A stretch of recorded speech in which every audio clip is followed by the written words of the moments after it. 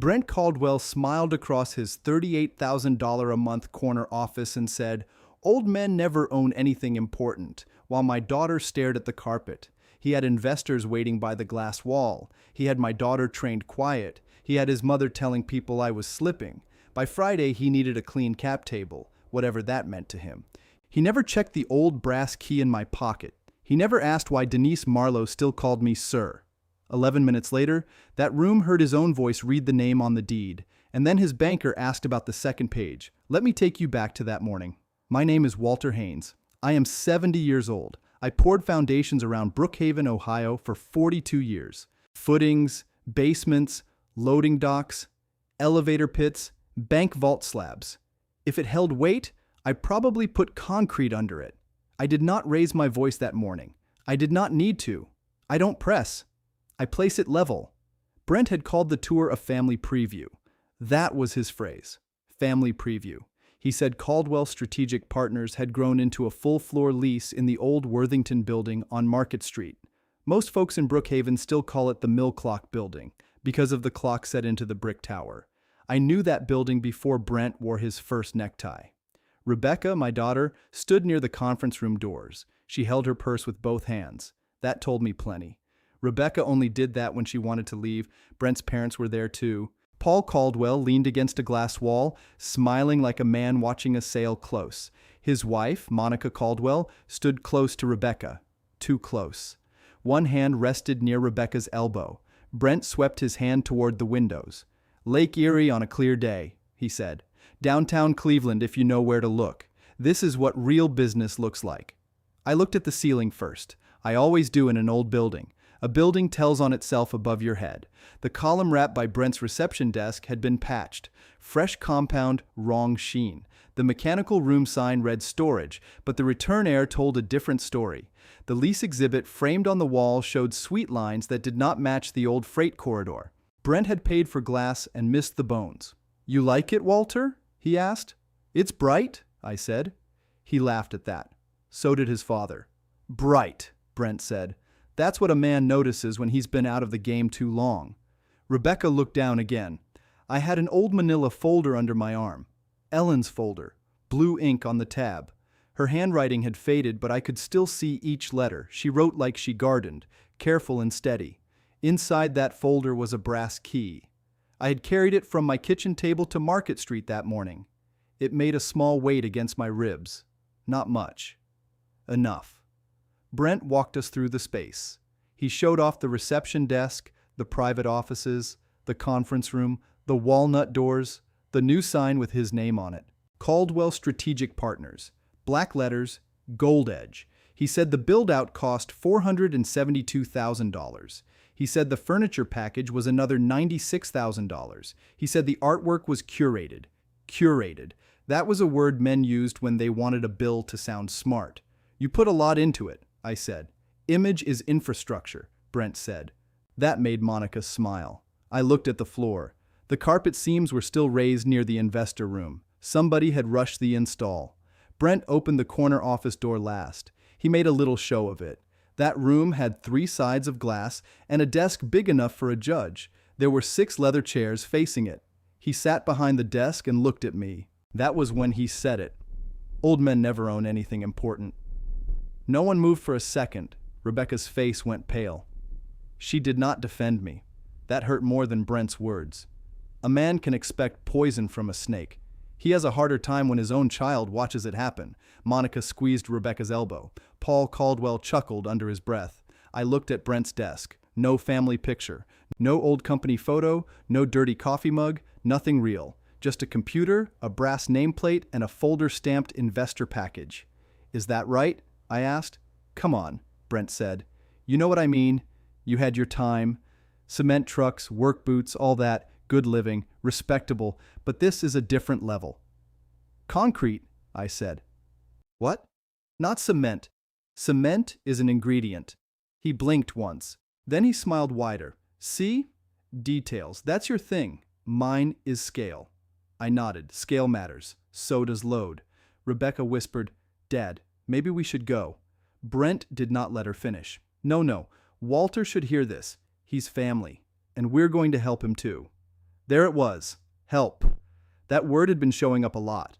It had shown up 3 nights earlier in my kitchen on Briarwood Lane. Rebecca sat at the table Ellen and I bought in 1986 for $780. Ellen had sanded it twice and oiled it every spring. Rebecca had not touched her coffee. "Dad," she said, "Brent thinks we should talk about paperwork." "What paperwork?" She swallowed. "Just protection. I was trimming dead leaves from Ellen's basil plant. She had planted that little garden behind the house 26 years ago. Tomatoes, basil, lavender, and one stubborn rose bush by the fence. After she passed, I kept it going. Not pretty, alive." "Protection from what?" I asked. Rebecca looked toward the hallway, like Brent might be standing there. "From mistakes," she said. I set the clippers down. "What mistakes have I made?" "You forgot that dentist appointment." I moved it. "You paid the county tax twice." "No," I said. "The county changed the parcel number. Their clerk applied one payment wrong. I had it fixed." She rubbed her forehead. "Brent says that kind of thing is a sign." "Brent does not know the county clerk. His mother says men your age can seem fine." I remember that line exactly. Men your age can seem fine. Rebecca kept talking because silence scared her. "They found a doctor who could do an evaluation, just routine, and maybe power of attorney would make things easier." Power of attorney. That phrase will cool a room. I asked one question. "Whose idea was this?" She cried then, quietly. Not hard. Just enough to show me she knew the answer was ugly. "Brent's under pressure," she said. "His mother says family needs to move together." There was another phrase. Move together. I had heard crews say things like that when they wanted one man to carry 3 men's weight. I did not scold her. Rebecca was not cruel. She was tired. She had married a man who spoke in plans and panic. After a while, panic starts sounding like leadership. "What did you tell him?" I asked. "I said I'd ask you." "And now you have." She stared at the table. "Dad, are you mad?" "No." That was true enough. Mad burns fast. What I felt was colder. After Rebecca left, I washed her cup. Then I stood at the kitchen window and looked at Ellen's garden. The basil leaves had dark spots from too much water. Rebecca had done that as a little girl too. She loved a thing and drowned it. I opened the drawer by the stove. Ellen's blue-labeled folder was in the back wrapped in a grocery bag. The brass key sat inside, clipped to a receipt from long ago. I touched the tab with one finger. Ellen had written one word across it. Worthington. I did not open it then, not yet. The next morning, before Brent's tour, I sat at my desk in the den. That desk was 2 doors laid over sawhorses when I started Haynes Foundations. Later, Ellen bought me a proper oak one at an estate sale for $400. I still kept the gouges. I pulled bank statements from 3 accounts: Haynes Family Reserve, Rebecca Education Trust, Ellen Memorial Checking. The names mattered to me. Money should know what it is for. Brent had borrowed from all 3. $72,000 for a bridge invoice, $49,000 for payroll timing, $85,000 for what he called a client acquisition gap. Total, $206,000. He had promised reimbursement within 90 days. The first loan was 11 months old. The second was 8. The third was 5. No reimbursement had come since March. Instead, I found payments to a furniture vendor, a branding firm, and something called Executive Presence Coaching. $9,200. I sat there and could not say a word. Ellen and I had built that reserve $500 at a time. Some weeks it was less. In 1981, we put in $60 and felt proud. In 1994, after the Turnpike job paid, we put in $28,000 and ate meatloaf to celebrate. Now Brent had used part of it to teach himself how to stand. I called Miller at First County Bank. He had been there since his hair was black. "Miller," I said, "did Caldwell Strategic Partners stop automatic reimbursements?" He paused too long. "Walter, I can confirm received payments only." "That is what I asked." "Yes," he said. "They stopped." "When?" "March 15th. "Any reason?" "I don't have one in the file." That meant he had one in his head. "Thank you," I said. "Walter," he added, "be careful with that family." Miller was not a dramatic man. Bankers who stay employed in towns like Brookhaven learn to talk softly. When one of them says, "Be careful, he has seen smoke," I put the statements in Ellen's folder. Then I drove to Market Street. Brookhaven is not Cleveland. It wants to be sometimes. Market Street has old brick, narrow storefronts and lawyers upstairs from dentists. The Worthington building stands at the corner of Market and 3rd, 12 stories, dark red brick, limestone trim, clock tower still running 5 minutes slow. I parked behind the building, by the alley. The old loading door was painted black now. It used to be green. I remembered pouring a new dock apron there in 1998. 12 yards of concrete, fiber mix, broom finish. Ellen brought sandwiches at noon because the crew refused to leave the pour. I walked to the side entrance. The brass key fit the freight elevator door. It always had. The latch turned with a stiff little click. That sound took 20 years off me. Inside, the freight cab smelled like oil and dust. The floor plates had been replaced, but the gate was original. I could see my own face in the scratched metal. Older, yes. Confused? No. Confused. That was the word they liked, as if 42 years of reading load charts and soil reports meant I could not read a bank statement. I rode to 12. The elevator stopped rough. It always did. The brake caught hard after the 10th floor. I had told maintenance about that twice. Somebody had ignored it. The service corridor opened behind Brent's new reception wall. I knew the hallway because I had paid to keep it unblocked. Fire code and freight access. Nobody with sense leases an old building without respecting its old needs. Brent's new wall had a door hidden behind a tall plant. I almost smiled. He had built his prestige around an owner corridor and never asked who used it. I did not enter his space. I did not need to. I stood in the corridor and looked at the suite placard, Caldwell Strategic Partners, Suite 1200. Below it was a temporary paper sign. Investor reception, Friday, 6 o'clock. Friday, clean cap table by Friday. Brent had said that phrase to Paul as they walked past the kitchen at Rebecca's house 2 weeks earlier. I had been fixing her loose cabinet hinge. They thought I could not hear over the drill. Clean cap table by Friday, Brent said. No family clutter, no old notes, no questions. Paul answered, "Then get the old man handled." Handled. That word sat in me like a nail under a tire. Now I saw Friday on the wall. I took a photo of the sign. Then I rode the freight elevator down and went to the property office on the 2nd floor. Denise Marlowe ran that office. Denise was 62, sharp-eyed, and harder to bluff than a building inspector. She had managed the Worthington building for 17 years. Ellen liked her. That was enough for me. She looked up from her desk when I came in. "Walter Haynes," she said. "I wondered when you'd appear." "Morning, Denise. You hear about Caldwell?" "I'm here about the lease file." She took off her reading glasses. "He's loud upstairs." I noticed. "He told my maintenance man he was bringing new energy to a tired building." "That so?" "Tired building sent him a default notice last week." I kept my face still. "How much?" $38,000 for July base rent, $11,400 for operating charges, $8,900 in tenant electric. Late fees bring the open balance to $62,310. That was not a missed payment. That was a crack. "Personal guarantee?" I asked. Denise opened a drawer. Signed by Brent Caldwell. Witnessed. Notarized. His mother tried to argue about it after the notice went out. Monica called. Twice. She said he was too important to be bothered with clerical aggression. I looked at the file cabinet behind her. Did Brent ever ask about ownership? Denise gave me a long look. No. Did Monica?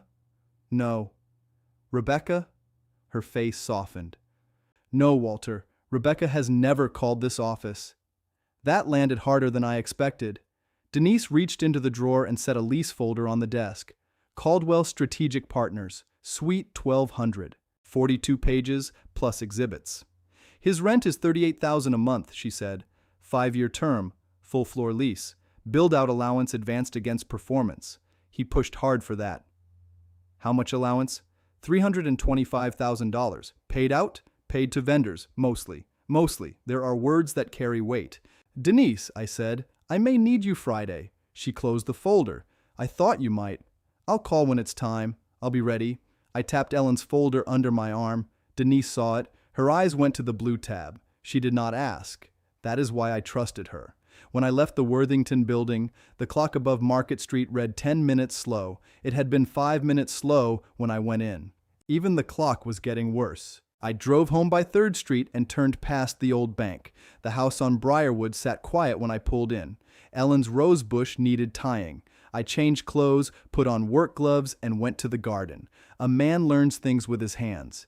You can think while you work. You can feel where the strain is. A stem tied too tight will break, too loose, and the wind gets it. Rebecca called while I was tying the rose. "Dad? I'm here. Brent said you seemed off today." "He said that?" "He said you were asking strange questions." "What was strange?" She breathed into the phone. "Rent, leases, stuff that isn't your business." I looked at the blue tie around the rose cane. "Rebecca, did he tell you to call me?" "No." She said it too fast. I waited. "Yes," she said. "He said you might spiral." Spiral. That one sounded like Monica. "I'm standing in the garden," I said. "Dad, I'm not spiraling." "I know." But she did not sound like she knew. She sounded like someone trying to hold 2 walls apart with bare hands. "Come to dinner tonight," she said. "Please, Brent wants to clear the air." "Where?" "Our house." "Will his parents be there?" A pause. "Yes." "Of course." I looked at Ellen's kitchen window. For 39 years, I could see her there in the evenings, sometimes washing lettuce, sometimes reading mail, sometimes just watching me work because she said I looked peaceful when I was fixing something. Now the glass held only sky. "I'll come," I said. That dinner was where the first board split. Not all the way. Just enough to hear it. Rebecca and Brent lived in a 4-bedroom house off Laurel Ridge. I helped them buy it. $140,000 toward the down payment. Brent called it temporary family capital. Ellen would have called it help. The house appraised at $680,000. Brent had refinanced it twice. I knew that because Miller had warned me once without warning me. He said, "Your daughter's address has been busy." When I arrived, Monica opened the door. "Walter," she said, "you found us." "I've been here before." She smiled like she had not heard me. Brent was in the dining room pouring wine. Paul sat at the table already. Rebecca came from the kitchen with a bowl of salad. Her hands were steady, but her eyes were not. "Dad," she said. I kissed her cheek. Brent raised his glass. "To family alignment." Nobody drank right away. I sat across from him. Monica sat beside Rebecca. Paul sat at the head, though it was not his house. That told me how things worked there. Dinner was chicken, potatoes, and green beans. Rebecca had cooked it. Brent talked through most of it. He talked about investors from Cleveland. He talked about a regional growth fund. He talked about strategic expansion. He said Friday's reception would change the trajectory. "You should come," he told me. "People like authenticity. You can be our root story." "Our what?" "Foundations," he said. "See? It ties in." Paul laughed. Monica said, "It would also show everyone the family is united." I cut a potato in half. "United behind what?" Brent's smile tightened. "The future." "Whose future?" Rebecca whispered. "Dad, please." I looked at her and softened my voice. "I'm only asking." Brent set his fork down. "You've been asking a lot today." "Rent is a lot to carry." His eyes flicked. There it was. "Rent?" Monica said. $38,000 a month, I said. "That's a serious load." Paul's jaw moved once. Brent leaned back. "That building is a statement. You have to spend to grow." "Sure," I said, "if the footing is there." Monica picked up her wine glass, then set it down without drinking. "Walter, business leases are not the same as a truck payment." "No, ma'am," I said. "Truck can be sold." Paul coughed. Rebecca looked from me to Brent. "What does that mean?" she asked. "Nothing," Brent said. I turned to him. "Is there a personal guarantee?" Monica's hand hit the table. Not hard. Hard enough. "Why would you ask that?" I looked at her. "Because guarantees matter." Brent smiled again, but now it had work behind it. "Walter, those are sophisticated documents." "I've signed a few." "For concrete jobs," he said. "Yes." Different world. "Paper still binds." Paul leaned forward. "Are we having dinner or an audit?" I took a sip of water. "Dinner." For the next few minutes, forks did the talking. Rebecca barely ate. Monica kept watching Brent. Brent kept watching me. That was when he said it again. We need everything clean by Friday. Rebecca looked confused. Clean how? Brent waved one hand. Just investor language. I set my glass down. Clean cap table? The room changed. Not loud, not obvious, but I felt it. Paul stopped chewing. Monica's eyes went sharp. Brent's face stayed calm, but one finger tapped the stem of his glass. A cap table had nothing to do with me unless Brent had put family loans somewhere he did not want seen. Rebecca turned to him. Brent? He laughed. Walter heard a phrase and built a whole bridge out of it. Bridges need bearings, I said. What? Nothing. Monica leaned toward Rebecca. This is exactly why we talked about protection. There it was again. Protection. I looked at my daughter. What did she mean? Rebecca closed her eyes. Brent answered for her. She means we all love you, Walter, and love means planning before a crisis. What crisis? Age, Monica said. Just one word, age. She said it like a diagnosis. I folded my napkin. Ellen taught me that. When a table gets ugly, leave it better than you found it. I have an appointment tomorrow, I said. Rebecca's eyes opened. With who? Records office? Bank? Maybe my attorney? Brent's smile disappeared for half a second. Attorney? Paper still binds, I said. Nobody spoke. I stood and pushed my chair in. Thank you for dinner. Rebecca followed me to the door. Dad, wait. I stopped on the porch. She shut the door behind her. Through the glass, I saw Monica watching. Rebecca hugged herself. I don't know what's happening, she said. I believe you. Brent says you've been hiding things. I have. That startled her. I did not explain. Not on that porch. Not with Monica behind the glass and Brent measuring every second. Dad, are you trying to hurt him? No. Then what are you doing? I looked toward Market Street, though we were miles from it. I'm finding out what's load-bearing. Rebecca looked at me like I had answered in another language. Dad, that doesn't tell me anything. I know. Then tell me. The porch light hummed above us. Brent's house had one of those tall glass front doors that showed too much from both sides. I could see Paul's shoulder in the dining room. Monica had moved closer to the window. Brent was standing back in the hallway with his phone in his hand. You want truth? I asked. Yes. Then don't ask me with them listening. Her face changed. Not much. Just enough. They're not listening. Rebecca. She turned and saw Monica's shape behind the glass. That did it. She looked ashamed, and I hated that worse than any word Brent had used on me. I'm sorry, she whispered. You don't owe me sorry yet. What does that mean? It means you still have choices. The door opened before she could answer. Brent came out with that careful smile men wear when they know their own temper is showing. Everything okay out here? No, I said. He blinked. No? Rebecca and I are talking. She's my wife. She was my daughter first. That sentence made him stiffen. I did not raise my voice. I did not step closer. You have to understand something about men like Brent. They want you loud. They want you messy. If you get messy, they can point at the mess and call it proof. So I kept my hands at my sides. Brent looked at Rebecca. Come inside. She did. That was the part that hurt. She did not slam the door. She did not look proud of herself. She just went inside because it was easier than standing between us. I watched the door close. Then I walked to my truck. Brent called after me. Walter. I turned. You're making this harder than it needs to be. No, I said. I'm making it accurate. He gave a short laugh. You think you're still in charge of something. I looked at the house I had helped them buy. I thought of the $140,000 I wired without making them sign anything. I thought of the $46,000 Ellen and I gave for their wedding. I thought of the $22,000 for Rebecca's graduate certificate after she changed careers. Help has a shape when it leaves your hands. In the wrong hands, it comes back as entitlement. I was never in charge of your house, I said. I was only holding up what you leaned on. He stepped down one porch stair.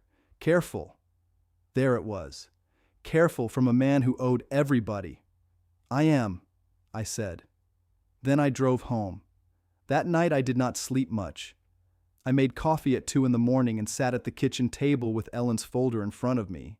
I still did not open the deed pocket. I knew what was in there. Knowing and looking are different things. On the outside of the folder, Ellen had made 3 blue tabs. Worthington, Morrow, Rebecca later. That last one was in her handwriting. Rebecca later. I touched that tab for a long time. Morrow was Ellen's maiden name. Her father, Frank Morrow, owned a small machine shop on Canal Road before the highway cut that part of town in half. 6 lathes, 1 mill, and a roof that leaked over the parts washer. He was not a rich man. But that shop sold for $312,000 when the county bought the land. Ellen kept $87,000 after family bills and taxes. She could have bought a better house. She could have bought a car that did not cough blue smoke in winter. Instead, she came to me with a bank envelope and said, "Market Street is tired, Walter. Tired things can still stand." That was Ellen. Quiet things counted with her. The next morning I shaved, put on a clean work shirt, and drove to First County Bank. Miller met me near the back offices. He was thinner than the last time I saw him, but his eyes were the same. He shut the conference room door before he sat down. "You look like a man with papers," he said. "I am." "Walter, if this is about Caldwell, I need to stay inside the rules." "So do I." He nodded once. "Good." I laid the 3 statements on the table. "Tell me what you can." He looked at them without touching. "Those transfers are yours." "Yes." "Those reimbursements stopped." "Yes." He leaned back. "Then you already know most of it." "Not all." Miller looked at the frosted glass beside the door. "Brent came in here last month?" "For what?" "Renewal discussion." "How much?" "I can't disclose bank terms on a borrower." "Miller." He rubbed his jaw. "I can say this. A borrower with a large commercial line may be asked to show liquidity, lease stability, and clean related party obligations. Related party obligations. Yes, that means family loans. It can. How large is large?" He did not answer. He looked down at my statements, then at me. "Walter, if your name is attached to anything beyond those transfers, find it." That was not a number. It was a warning with a suit on. "Did he use Rebecca?" Miller's mouth tightened. "I can't answer that." "Did she sign?" "I can't answer that either." I sat there and felt the room settle around me. In concrete work, a bad pour tells on itself early if you know where to look. A low spot, a wet edge, a truck driver who will not meet your eye. "Was she present?" I asked. Miller closed the folder he had brought with him. "I saw your daughter in this building with Brent and his mother." "When?" "Late June." "What did they discuss?" "I can't say." "Was Paul there?" "No." That helped. It also hurt. "Thank you," I said. Miller stood when I did. "Walter, keep your documents separate. Originals matter." "I know." "And if anyone asks you to sign a capacity form, don't do it alone." Capacity. That word was dressed nicer than confused, but it stood in the same yard. I drove from the bank to the county records office on Grant Avenue. Brookhaven's records room smells like paper, toner, and old carpet glue. I had been there enough in my life to know which counter moved fastest and which clerk liked staples removed first. A woman named Pam sat at the property terminal. I knew her from a garage slab I poured for her brother in 2009. "Walter Haynes," she said, "haven't seen you in a while." "I'm old now, I hide better." She laughed. "What are we pulling?" "Worthington Building, Market, and 3rd. Her fingers stopped for half a beat. "All the way back?" "Start current, then liens, then transfers." Pam looked over her glasses. "That's a big file." I brought patience. She typed. The printer behind her woke up and started spitting paper. Pam read the screen, clicked twice, then frowned. "What?" I asked. "There was a request on this parcel last week." "By who?" She looked at the screen again. "Caldwell Strategic Partners." There was a chair beside the counter. I did not sit in it. "What did they request?" "Certified ownership history, current deed, tax mailing address." "Did they receive it?" "Looks like the request was initiated online but not paid." "Amount? $32. $32. Brent could spend $9,200 on executive presence coaching, but he had not paid $32 to learn who owned his office building. I almost smiled, but there was nothing funny in it. "Print mine," I said. Pam did. Page after page came out warm. Current deed, prior deed, transfer tax form, parcel card, no open mortgage on the building, no tax delinquency, last assessed value, $6,840,000. Insurance replacement estimate from the prior year, $9,200,000. Annual gross scheduled rent, $1,176,000 if fully occupied. Pam slid the stack toward me. You need certified? Yes. How many? 3. She stamped them with a heavy seal. Each stamp hit the counter with a flat final sound. That'll be $48, she said. I paid cash. As she counted change, she said, You want the old corporation filing too? I looked at her. What filing? The owner is an entity. Sometimes folks want the state printout. I kept my voice even. Pull it. She typed again. The state business record came up. I did not need to see it, but I watched anyway. Haynes Morrow Holdings. Active. Statutory agent, Harold Voss. Organizer, Walter Haynes. Pam read it and then went quiet. She was a good clerk. Good clerks see things and become stone. You still want 3? She asked. 3. She printed them. I put everything in a plain envelope and wrote nothing on it. Then I drove to Harold Voss's office. Harold had been my attorney for 26 years. He was older than me by 6 years and still wore suspenders because he said belts were a young man's compromise. His office sat above a pharmacy on Oak Street. The stairs creaked in 3 places. They had creaked in the same 3 places since 1999. His assistant Carla saw me and picked up her phone without asking. He's here, she said. Harold opened his door. Walter. Harold.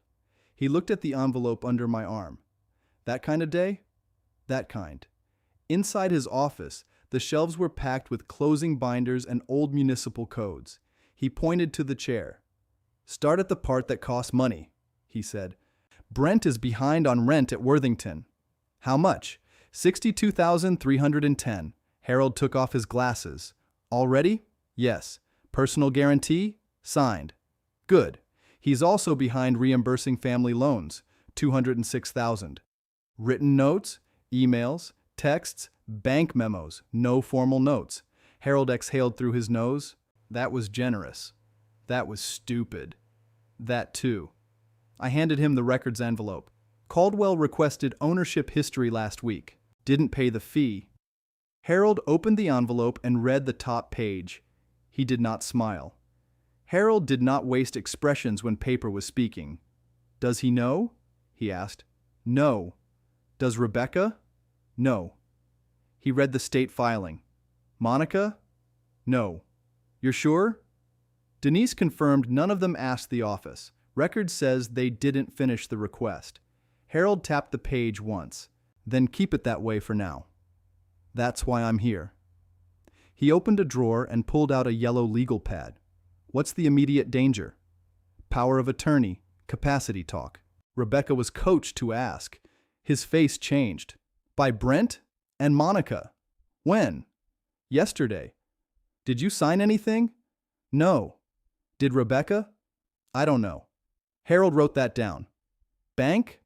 Miller saw her with Brent and Monica in late June. Which bank? First County. Harold stopped writing. Brent's commercial debt is there? Miller would not say. He didn't have to. I sat back. How bad can this be? Harold folded his hands on the desk. If Brent needs a renewal, he needs a story. If the story includes family support, assets, guarantees, or future transfers, your refusal creates a problem. Good. It also makes you a target. I noticed. Harold reached into another drawer and pulled a thin folder. You executed a standing capacity certificate 2 years ago. I remember. Doctor, Sandoval signed after a full exam. I have the letter. I also have your corporate minutes, your building acquisition file, and the ownership restrictions Ellen wanted. That last sentence hit me in the chest. Her note is still in the folder? I asked. Yes. Read it. Harold looked at me for a moment. Now? Now. He opened the thin folder, then opened a second one from the file cabinet behind him. It was blue at the edge, Ellen's blue. He handled it carefully. Inside was one sheet of lined paper, folded once. Harold cleared his throat. Walter, he read, if you are reading this with Harold, then somebody is probably pushing too hard. I looked at the floor. Harold kept reading. I know you. You will want to protect Rebecca by giving her everything early. Don't. Not because she is bad, Because she wants peace too much. Peace can make a sweet person sign ugly paper. I closed my hand around the arm of the chair. She needs to know love is not the same as access. She needs to know quiet things still count. Keep the Worthington building out of her name until she can stand in a room and say no without looking at the floor. Harold stopped. Keep going, I said. He read the last lines. The first money came from Dad's shop. That shop was small, but it fed men who knew how to work. If the building ever becomes more than income, use it for people who still need a door opened. And Walter, don't apologize for being careful. Careful is how you brought everybody home. Harold put the letter down. For a while, neither of us spoke. I had heard Ellen's voice in my head every day since she left, but hearing her words in another man's office, with Brent's papers closing in around us, was different. It was not comfort. It was instruction. She saw it, I said. She saw human nature, Harold said. No, she saw Rebecca. He nodded. That too. I wiped one eye with my thumb and did not make a production of it. A man can miss his wife and still keep his tools in order. What do we do? I asked. Harold turned the legal pad toward himself. First, we protect capacity. I'll update your physician certificate, not because you need it, because they raised the issue. Fine. Second, we formalize the family loans, demand letters, calm language, no accusations. Send them? Not yet. Draft today. Send after we know what Rebecca signed. How do we learn that? You ask her to meet without Brent. She may not come. Then I send her a letter as her father's attorney, inviting her to review documents that may affect her marital property. That will scare her. It should. I did not like it. I also knew he was right. Sometimes you shore a wall by cutting pressure from the other side. Third, I asked, Denise serves whatever lease notices are due under the terms. No favors. She already sent default. Good. Next step, I don't know the lease cure period. I do, Harold said. I drafted the owner form 10 years ago. 5 business days after written notice for monetary default, unless the owner grants written extension.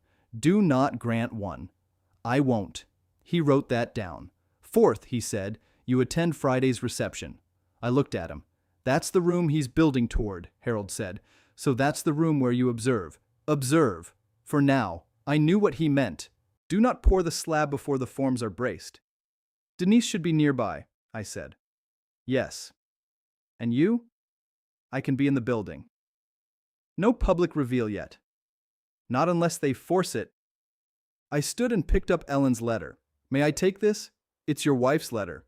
I know. I'm asking because it feels like more than paper. Harold softened. Take the copy. I'll keep the original. That's better.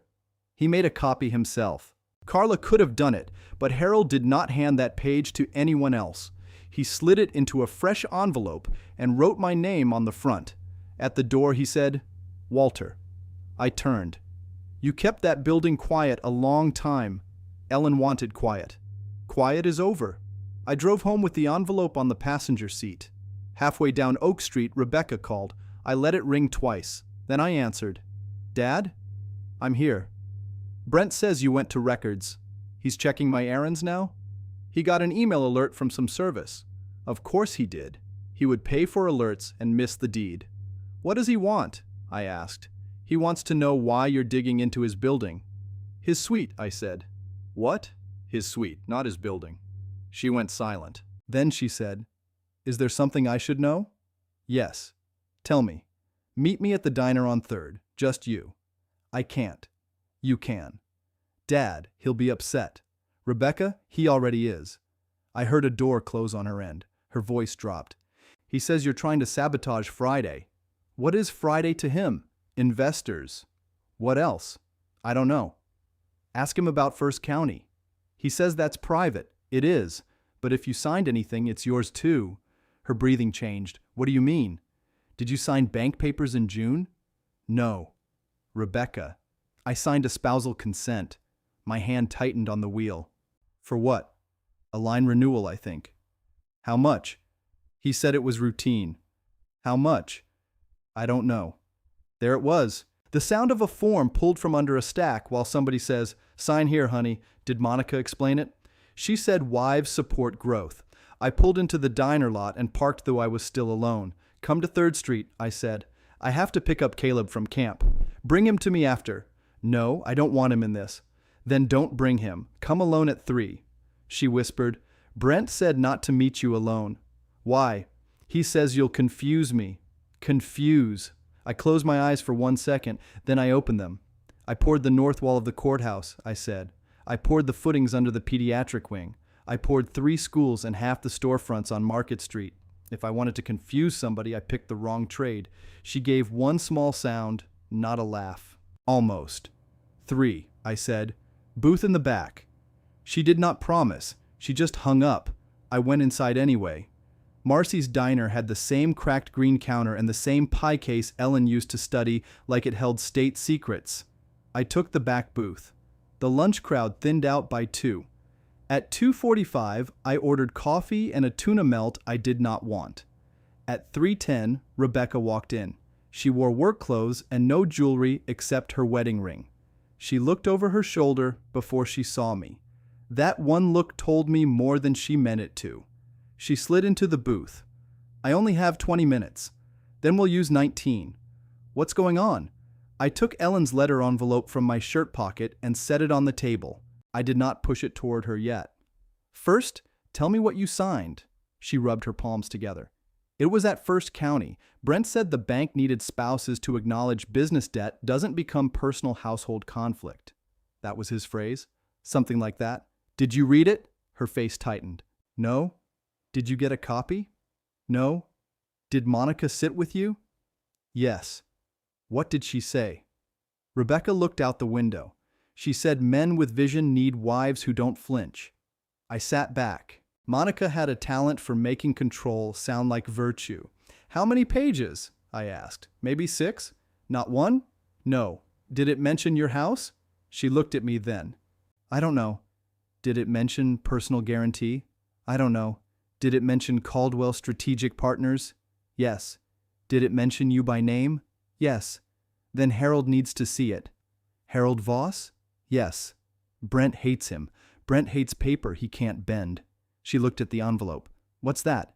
Your mother. Her face went pale. What? A letter. She wrote it before she got sick enough to stop driving. Harold kept it with the building papers. What building papers?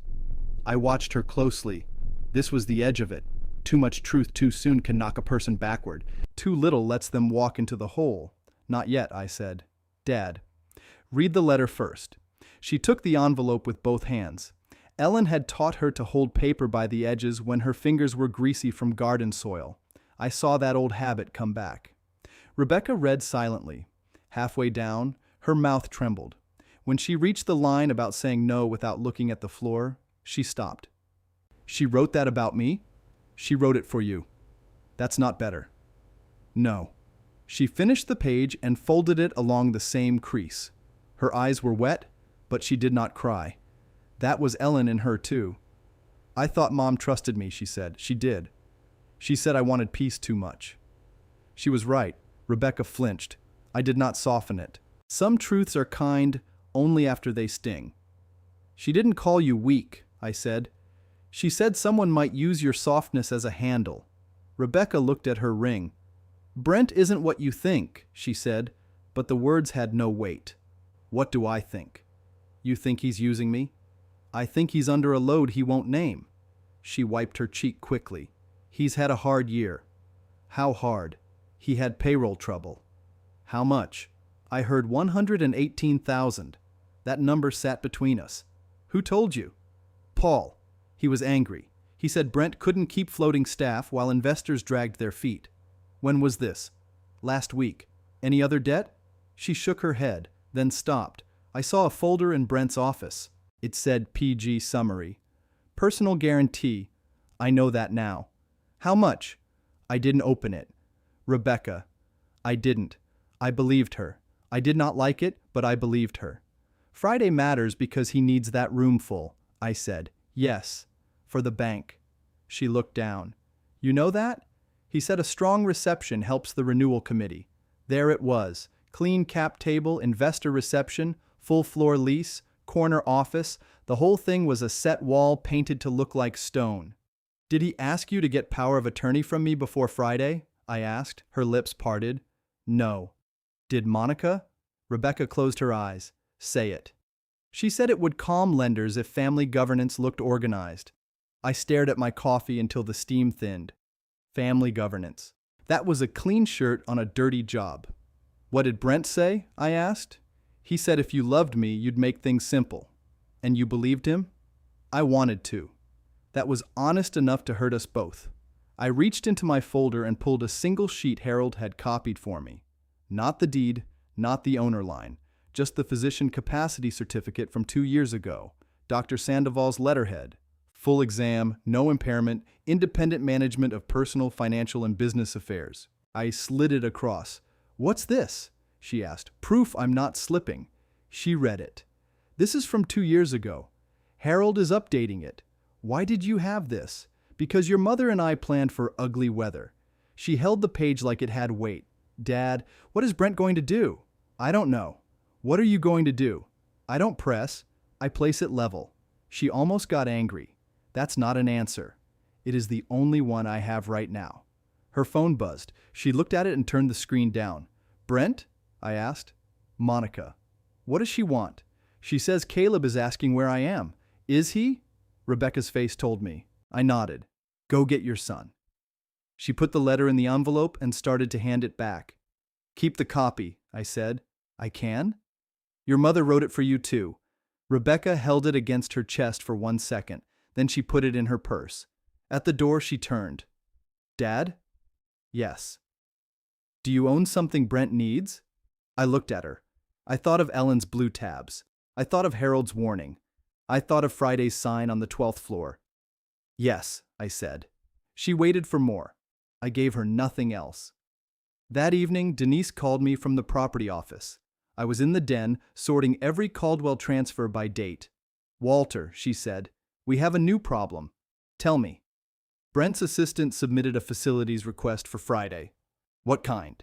Temporary signage in the lobby, investor check-in table, 2 lobby guards from a private security vendor, elevator control from 5 to 8. I leaned back in my chair. Elevator control? Yes. Freight too? That's the problem. They requested all elevators. No. I already denied freight. They pushed back. Who pushed? Paul Caldwell. What did he say? He said ownership approved. I looked at the brass key on my desk. Did he put that in writing? Yes. Send it to Harold. Already did. Denise paused. There's more. Go on. They gave the event title to the printer. What title? Caldwell Strategic Partners Ownership Reception. I looked at Ellen's garden through the dark kitchen window.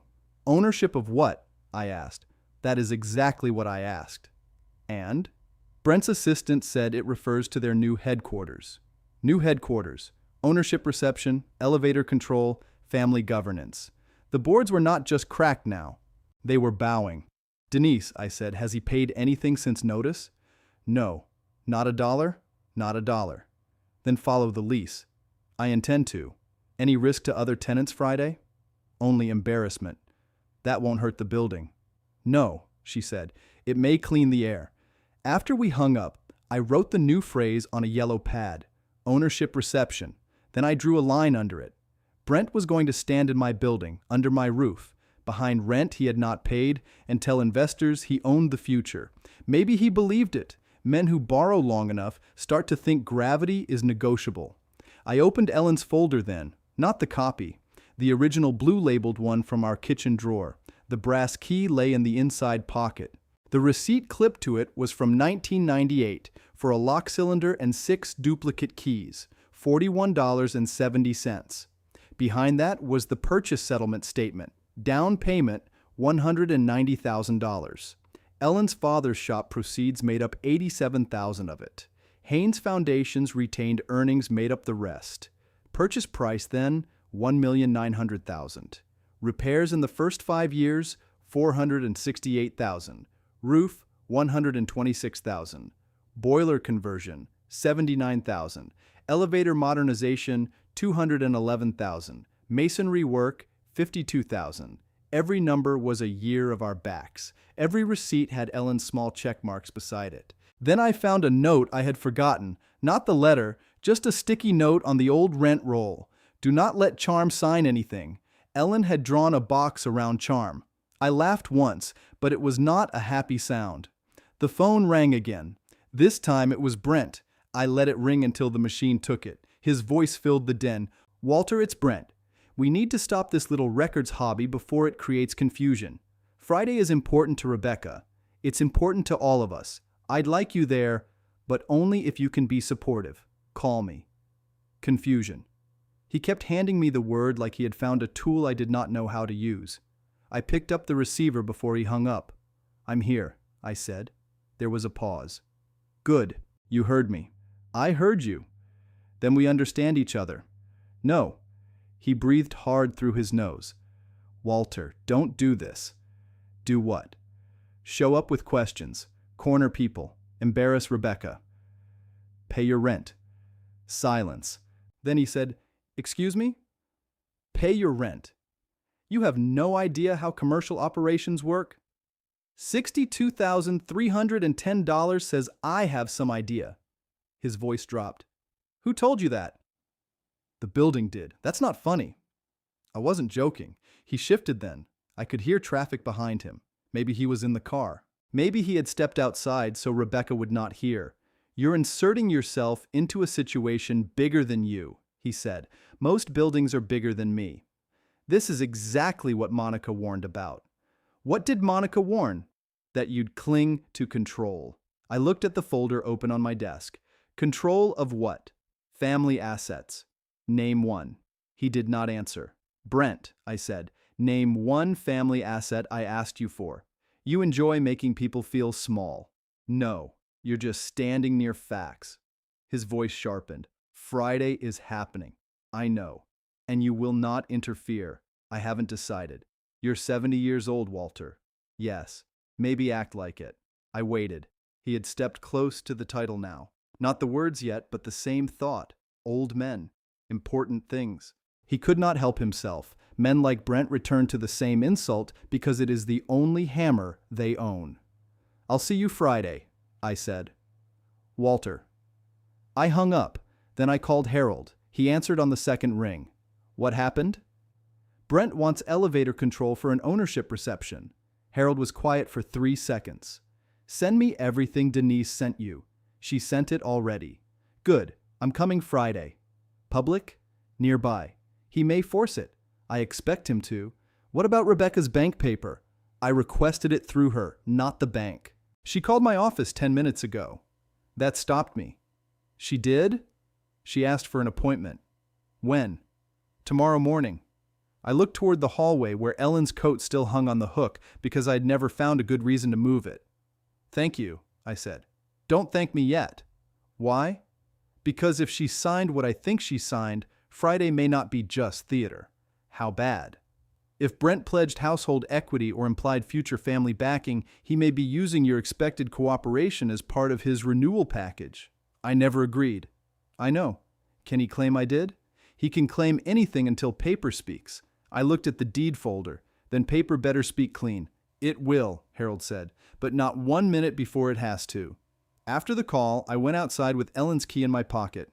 The night air was warm and wet. I tied the last loose cane on the rose bush because wind was coming. You could smell it off the pavement. I stood there longer than I needed to. A truck moved somewhere beyond Briarwood. A dog barked twice. Nothing dramatic happened. That is how most trouble sits before it breaks. Quiet driveway, open folder, one key in your pocket. At 9:30, Rebecca texted, "I'm meeting Harold tomorrow. Don't tell Brent." I wrote back, "I won't." Then another message came. "I'm scared."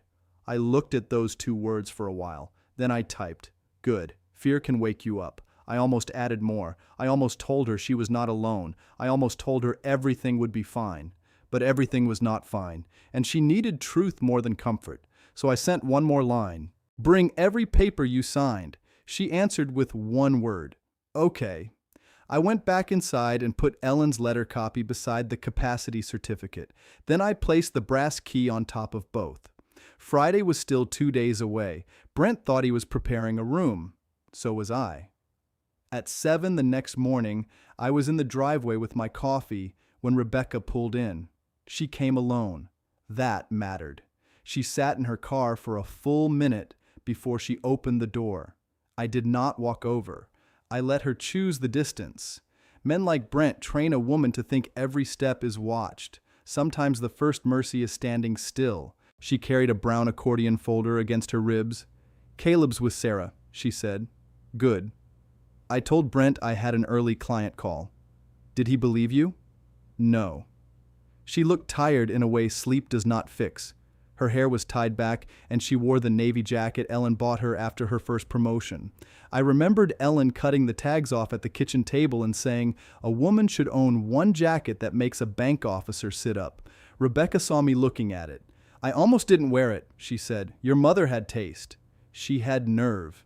"She grew it late." Rebecca nodded at that. "Maybe I can too." I did not answer fast. Some sentences need to hear themselves. Harold's office was above the old pharmacy on Court Street, 2 blocks from the county records building. He had been there since the 70s. His waiting room still had wood paneling, 2 law books nobody opened, and a water cooler that made more noise than it needed to. Harold's assistant, Diane, looked at Rebecca's folder and then at me. "He's ready." Harold did not stand when we came in. He was 81 and had earned the right to keep his knees. He pointed to the 2 chairs in front of his desk. "Put the folder there," he said. Rebecca set it down. Harold looked at her, not me.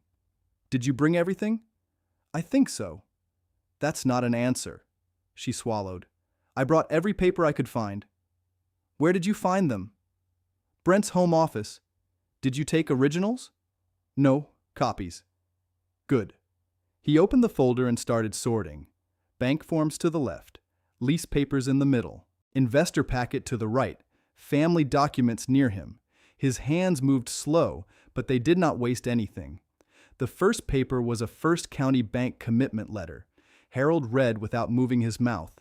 Then he said, "Walter, sit quiet." I mean quieter. Rebecca gave me one quick glance. It was almost a smile, and then it was gone. Harold lifted the next page. "This is the renewal package." Rebecca's hands tightened in her lap. "How much?" I asked. Harold did not look up. 940,000. I had expected it. Still, a number sounds different when a lawyer says it at a desk. Rebecca whispered, "That can't be right." "It is," Harold said. He told me it was less. "How much less?" 400,000. Harold turned one more page. 400 was the operating line. This includes the bridge note, equipment advance, and the arrears folded into renewal. "Arrears?" she asked. "Missed payments." She looked at me then. "He said investors were slow." "That may be true," Harold said. "It may also be the smallest true thing in the room." He pulled out the spousal consent and set it in front of her. "Did you sign this?" Rebecca stared at it. "Yes." "Did you sign page 4? "I don't know." He turned the page around. Her signature sat in blue ink near the bottom. She put her fingertips to her mouth. Harold tapped the paper. "This says you acknowledge and consent to pledged marital assets used to secure business obligations." "My house?" "It references the Briarwood home by address." "My car?" "Household assets is broad." Rebecca closed her eyes. I sat there and could not say a word. Ellen and I had put $83,000 into that Briarwood down payment so Rebecca would have a yard for Caleb. We called it help. Brent had treated it like loose gravel under his shoes. "How much equity is in the house?" Harold asked. Rebecca's voice was flat. "About 270,000. "Mortgage balance?" 312,000. "Appraised value?" 585,000 last spring. Harold wrote that down. "Any home equity line?" "No." He turned another page. "There is now." Rebecca looked up hard. "What?" "Application pending. Not funded, from what I see." "I didn't sign that." "No, Brent did." "He can't." "He can apply. The bank can't complete it without your signature." "He told Monica it was approved." Harold's eyes moved to me for 1 second. "That explains the pressure." Rebecca leaned forward. "What pressure?" Harold slid a page toward her. "This is the family governance summary." I saw the title before she touched it. Caldwell Strategic Partners Stabilization Plan. Under collateral support, one line was highlighted. Anticipated senior family asset alignment before Friday reception. Rebecca read it twice. "Senior family asset means dad?" Harold nodded. Most likely. What asset? Harold looked at me. I shook my head once. Not yet. Rebecca saw it. You both know. Harold folded his hands. I know more than Brent does. That is enough for this morning.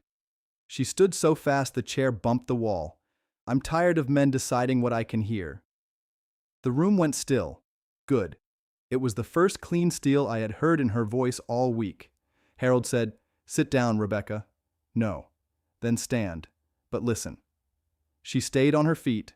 Harold lifted the spousal consent. This paper may be attacked. You may have defenses. You need separate counsel, not your father's lawyer. Can you do it? No. I represent Walter and Haynes Morrow Matters. She heard the name, but Harold moved right past it. I'll refer you to Nora Stebbins, he said. She handles bank disputes and family asset exposure. She's expensive. She's also worth it. How expensive? $400 an hour. Rebecca looked sick. I'll pay the retainer, I said. She turned to me. No. Yes. I can't keep taking money from you. You're not taking it. I'm paying for level ground. Brent will say you bought me. Brent says a lot. Harold tapped the desk. This is not marriage counseling. This is asset protection. If you delay, the bank may rely on representations already made. Rebecca sat down again. Her anger had not left. It had just found a chair. What representations? She asked. Harold pulled one page from the investor packet. Read this paragraph. She read silently. Then her face changed. Out loud, Harold said. Her voice shook, but she read it. Caldwell Strategic Partners has secured long-term headquarters occupancy at the Worthington Building, supported by aligned family capital and additional real estate backing, expected before close of business Friday. There it was, not a lie with a name on it, a fog bank with hooks inside. Does that mean Dad agreed? She asked. It means Brent wants people to think he did, Harold said. I never told him that. No, I said. You were meant to be the bridge. She looked at the paper again. I signed the first board. What board? I asked. The lobby display. Monica brought it last night. It had photos and company history. She asked me to approve the family section.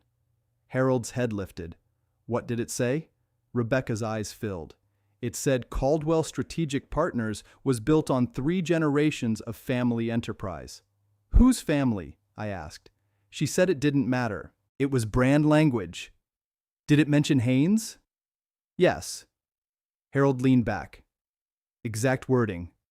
I don't remember all of it. Try. She rubbed her forehead. Something like rooted in the Haynes tradition of building Brookhaven. I looked at the floor. That one found the soft place. My 42 years in concrete had become Brent's lobby decoration. The early mornings, the wet boots, the cracked knuckles, the tax bills, the busted pump hose in February, the $163,000 I lost on the Ellison job when their financing failed, all reduced to brand language. Rebecca said, Dad, I didn't understand. I know. I should have. Yes. She nodded like I had handed her a board and told her to carry it. Harold gathered the papers. Here is what happens now. Rebecca, you call Nora from this office. Diane will make the introduction. You do not sign anything else. You do not discuss this with Monica. You do not warn Brent about anything said here. He's my husband. He made you collateral. That landed. Rebecca looked down at her ring. Harold softened his voice, but only a little. You can decide what he is to you later. Today you decide what he is allowed to sign. Diane took Rebecca into the conference room to make the call. The door closed behind them. Harold waited until we heard her voice through the wall. Then he said, Brent is closer to the edge than I thought. How close? Close enough to advertise support he doesn't have. What about Friday? Let it happen. I don't like using Rebecca as bait. You're not. Brent already did. I looked at the papers spread across his desk. He's bringing investors into my building, I said. He's bringing witnesses. Harold slid one sheet toward me. Denise sent this last night. It was the revised event request. Brent had changed the guest count from 40 to 75.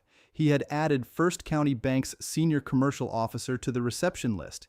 He had added two names from the Caldwell side too, Monica Caldwell and Paul Caldwell. "He wants the bank in the room," Harold said, "then the bank can hear." "Yes." "And Rebecca?" "She should be there if Nora agrees." "She'll be hurt." "She's already hurt. Friday decides whether she stays blind." I stared at the lease copy. The base rent was $38,000 a month. Taxes and operating charges added $11,900. Brent had paid the deposit with a wire for $76,000. Then he had fallen behind after the second month. A big corner office can look like success from the street. From the ledger, it can look like a man hanging by his fingers. Harold pulled a small white card from his drawer. "Dr. Sandoval's office confirmed your exam at 4 today. I thought that was next week." I moved it. "Why?" "Because Monica is using the word confused in writing." My jaw tightened. "Where?" He handed me a printed email. It was from Monica to Brent, copied to Paul. The subject line was Walter problem. "Walter remains emotionally volatile and increasingly confused. We should secure Rebecca's cooperation before Friday and avoid direct confrontation in front of investors." I read it once, then again. Confused. That word had started as a whisper in my daughter's kitchen. Now it had climbed into an email like it had a right to wear shoes. Harold said, "You all right?" "No." "Good answer." "I want that printed." "It is." "I want it in the folder." "It's already there." I folded the paper and put it with Ellen's copy letter in my own file. Harold watched me. "You're angry." "Yes." "Can you hold it?" "I poured walls in January." "I can hold it." He nodded. "Then hold it until Friday." When Rebecca came back in, she looked steadier. Not peaceful. Steady. "There is a difference." "Nora can see me at 2, she said. "Good," Harold told her. "Take copies only." Rebecca turned to me. "Are you going to tell me what Haynes Morrow is?" I held her eyes.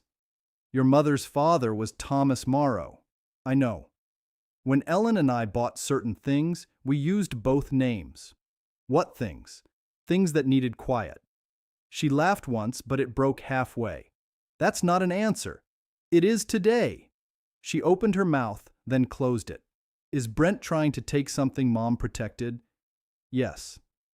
The word stayed in the room a long time. Rebecca nodded slowly. "Then don't tell me yet." Harold said, "Why?"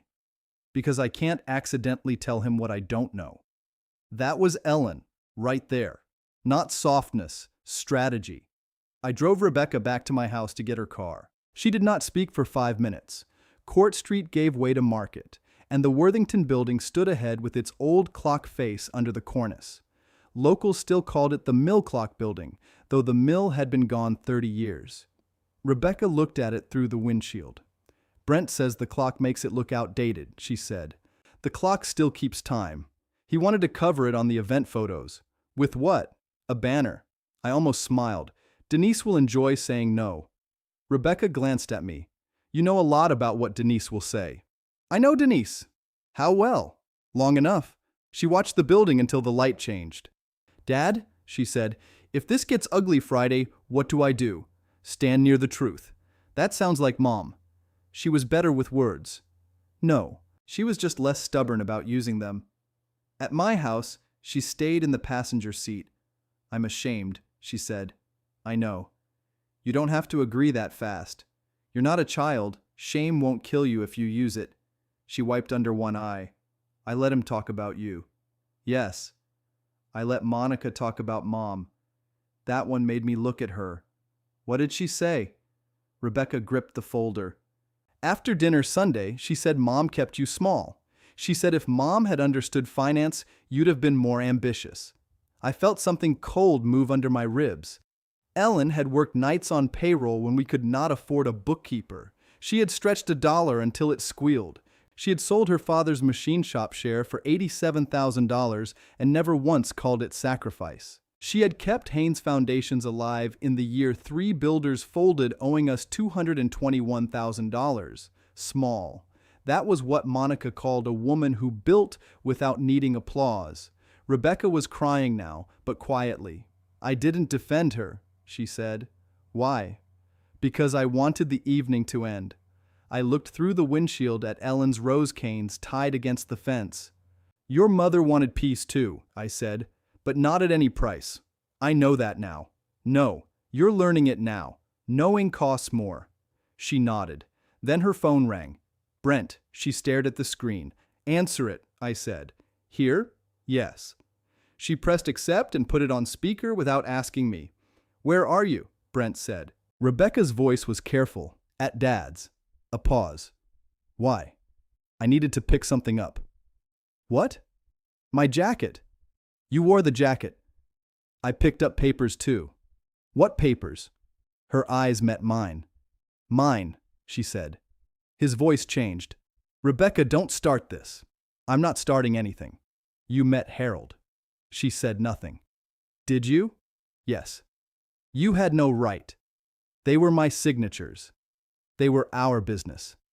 No, they were my signatures. I saw her hand shake. She put it under her thigh. Brent said, Your father is poisoning this.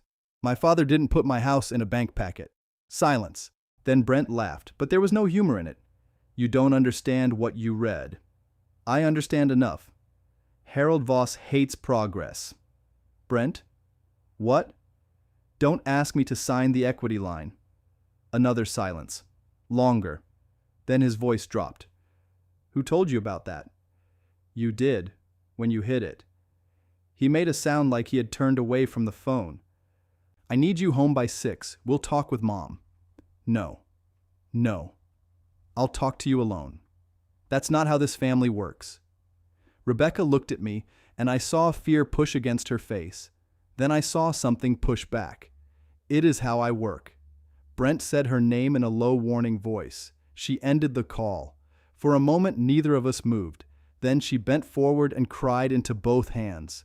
I did not tell her to stop. I did not pat her shoulder like she was 6. I sat beside her and let the grief do its honest work. After a minute, she said, I'm sorry. Don't apologize for waking up. She breathed in hard. He's going to be furious. Yes. What if he shows up here? He won't. How do you know? Because men like Brent like rooms where they control the door. She looked toward my house. And you?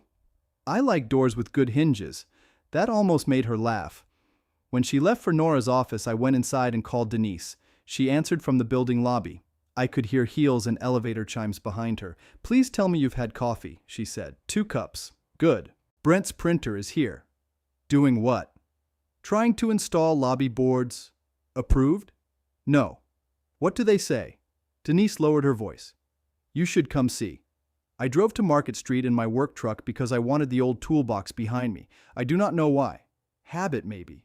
A man feels better with familiar weight at his back. The Worthington lobby smelled like floor wax and warm stone. The brass directory had been polished. Someone had set a folding table near the elevators with a black cloth over it. 2 young men stood by the wall with foam display boards wrapped in plastic. Denise was at the security desk with a clipboard. She wore a gray suit and her reading glasses on a chain. She had managed that building for 26 years. She knew which tenant overwatered plants and which elevator button stuck in August. A building like that needs someone who notices small failures before they become invoices. She nodded toward the boards. Take a look. The first board had Brent's smiling headshot. The words beneath it read, Caldwell Strategic Partners, Brookhaven's next generation of ownership. The second board showed old black and white photos of construction crews. One was mine. I knew it because I was 29 in the picture, standing beside a form wall at the old library job. My father was beside me, one hand on his belt. Ellen had taken that picture on a cold Saturday. It had sat in our hallway for 30 years. Now it was printed under Brent's logo. I stepped closer. The caption read, From the Haynes legacy to the Caldwell future. Denise watched my face. Did you approve use of that image? She asked. No. Did Rebecca? I doubt she had the right. A young man with a lanyard came over. Sir, please don't touch the boards. I turned to him. Who gave you the photo? He blinked. I'm just installation. Who gave it to your company? Caldwell's office. Denise said, Leave the boards wrapped. We're supposed to set by noon. No. Mr. Caldwell said ownership approved. Denise held out her hand. Show me. He pulled up an email on his phone. Denise read it, then looked at me. "From Paul," she said. I took the phone when the young man offered it. Paul had written, "Proceed. Ownership is aligned. Walter Haynes will not object." I handed it back. "Pack them," I said. The installer looked at Denise. She said, "You heard him." He hesitated. "We'll need written cancellation." Denise picked up her pen. "You'll have it in 3 minutes."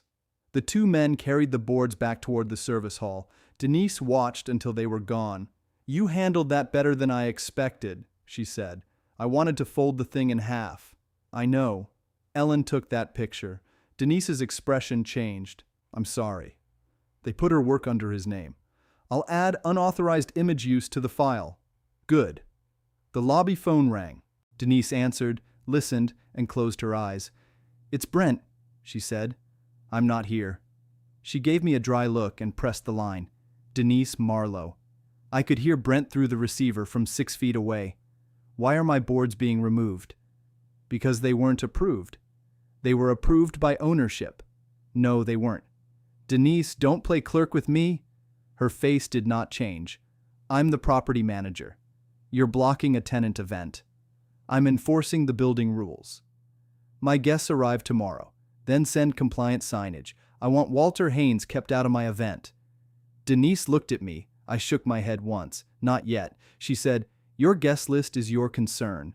Building ownership access is not." "Building ownership?" "You heard me. Who is standing there with you?" "No one relevant to this call." I nearly smiled at that. Brent snapped, "I'll call your boss." "Please do." He hung up. Denise set the receiver down. "He'll call Harold within 5 minutes. Harold can use the exercise." She picked up another paper from her clipboard. "There's more. The private security company sent proof of insurance. And their contract says they report to Caldwell Strategic Partners for lobby access control." "No." Already corrected. "What did Brent request?" "Screen all guests, hold elevator 12 for VIPs, deny entry to non-registered visitors." I looked at the elevators. "In my building."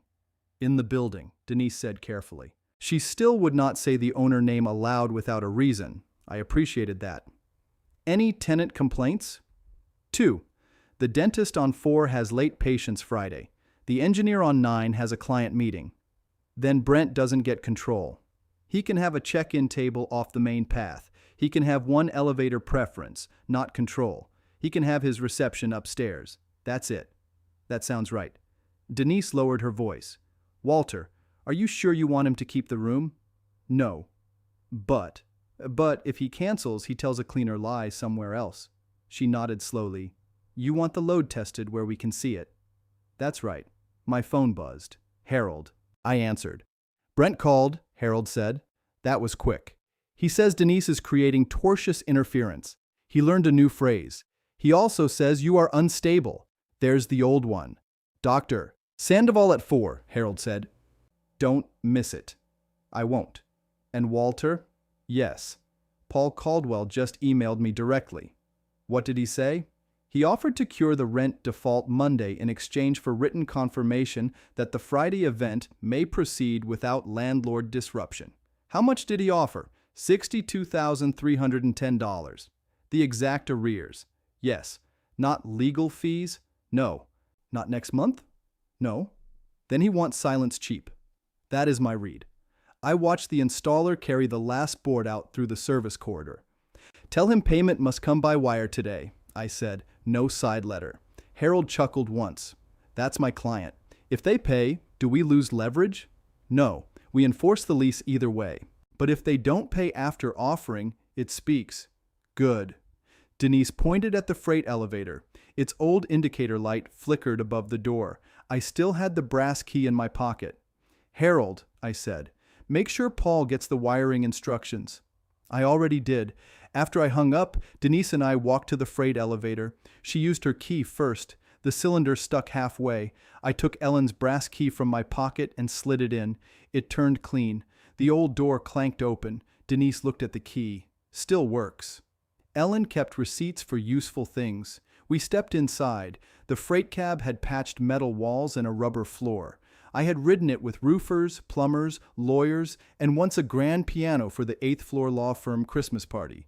Brent had probably never seen it. Men like him come through glass doors and think the building begins at the lobby. Denise pressed 12. The elevator moved slow, but it moved sure. On the way up, she said, "I found something in the old lease archive." "What?" "The exhibit Brent submitted with his build-out plan labels the freight corridor as tenant-controlled storage." "It isn't." "No. That's why he asked for freight." "Yes." The cab bumped to a stop. The 12th floor hallway was half finished, half performance. Fresh paint near the reception area, unpainted scuffs near the service door, a glass conference room with rented chairs lined up like a showroom. A temporary bar leaned against the wall, still wrapped at the corners. Denise opened the service door with my key. Behind it sat 12 stacked boxes. "What's that?" I asked. "Investor packets." I looked at the labels: First County Bank, Northridge Capital, Lake Erie Family Office, Caldwell Strategic Partners Advisory Board. Denise did not touch them. "They're in common service space," she said. "Document it." Already photographed. A woman came around the corner then, Brent's assistant. Her name was Allison. I had met her once when she brought Rebecca flowers Brent had forgotten to order himself. She stopped when she saw us. "Can I help you?" she asked. Denise said, "These boxes need to move inside your leased premises." Allison looked at me. "Mr. Haynes, Brent asked that you not come up before the reception." "I'm not here for Brent." "He said tomorrow is sensitive." "I bet he did." She looked nervous and I did not take pleasure in it. She was maybe 26, carrying another man's panic in a tablet case. Denise said, "The boxes move by 3. Allison nodded. "I'll tell Paul." "Tell Brent. He's not taking calls." That was new. "Where is he?" I asked. "At First County." Denise and I looked at each other. Allison realized she had said too much. "He had a meeting," she added. "With who?" Denise asked. "I'm not sure." I believed that less than I believed most things. As we rode back down, Denise said, "Bank meeting before the reception. Trying to hold the note. Or trying to get tomorrow blessed before anyone sees the cracks." The lobby doors opened. Paul Caldwell was standing by the security desk. He had Brent's height and Monica's mouth. He wore a tan sport coat and carried a leather folder that looked too new. "Walter," he said like we had planned lunch. "Paul. Denise." She nodded. Paul smiled at both of us. "I think this got off on the wrong foot."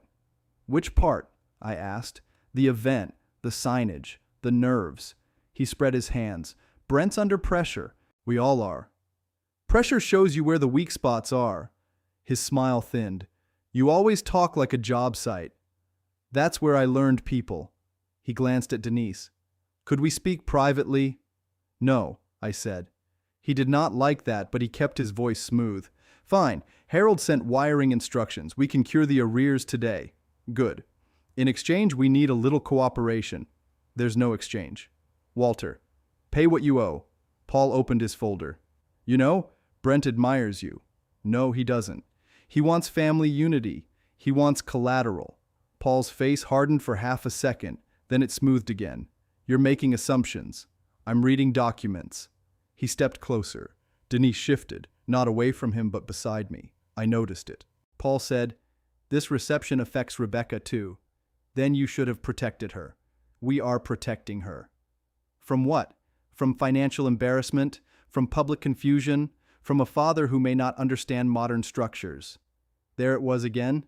Confused, but wearing a tie. I put my hands in my coat pockets because I did not trust them loose. "Paul," I said, "I understand a bill when it's unpaid." He tapped his folder. "And I understand leverage. You don't want Rebecca humiliated tomorrow." "No." "Then don't create a scene." "I don't create scenes." Denise made a small sound. It might have been agreement. Paul leaned in. "If you keep pushing, Brent may have to tell people you're having capacity issues." I looked at him for a long moment. "You put that in writing too?" His face changed. "That was enough." I nodded once. "You boys do love paper until it talks back." Paul closed the folder. "This family has tried to include you." "No, this family tried to use me." He looked around the lobby, at the brass rail, the elevators, the security desk, the clock hands above the entrance. "You don't know how much Brent can still lose," he said.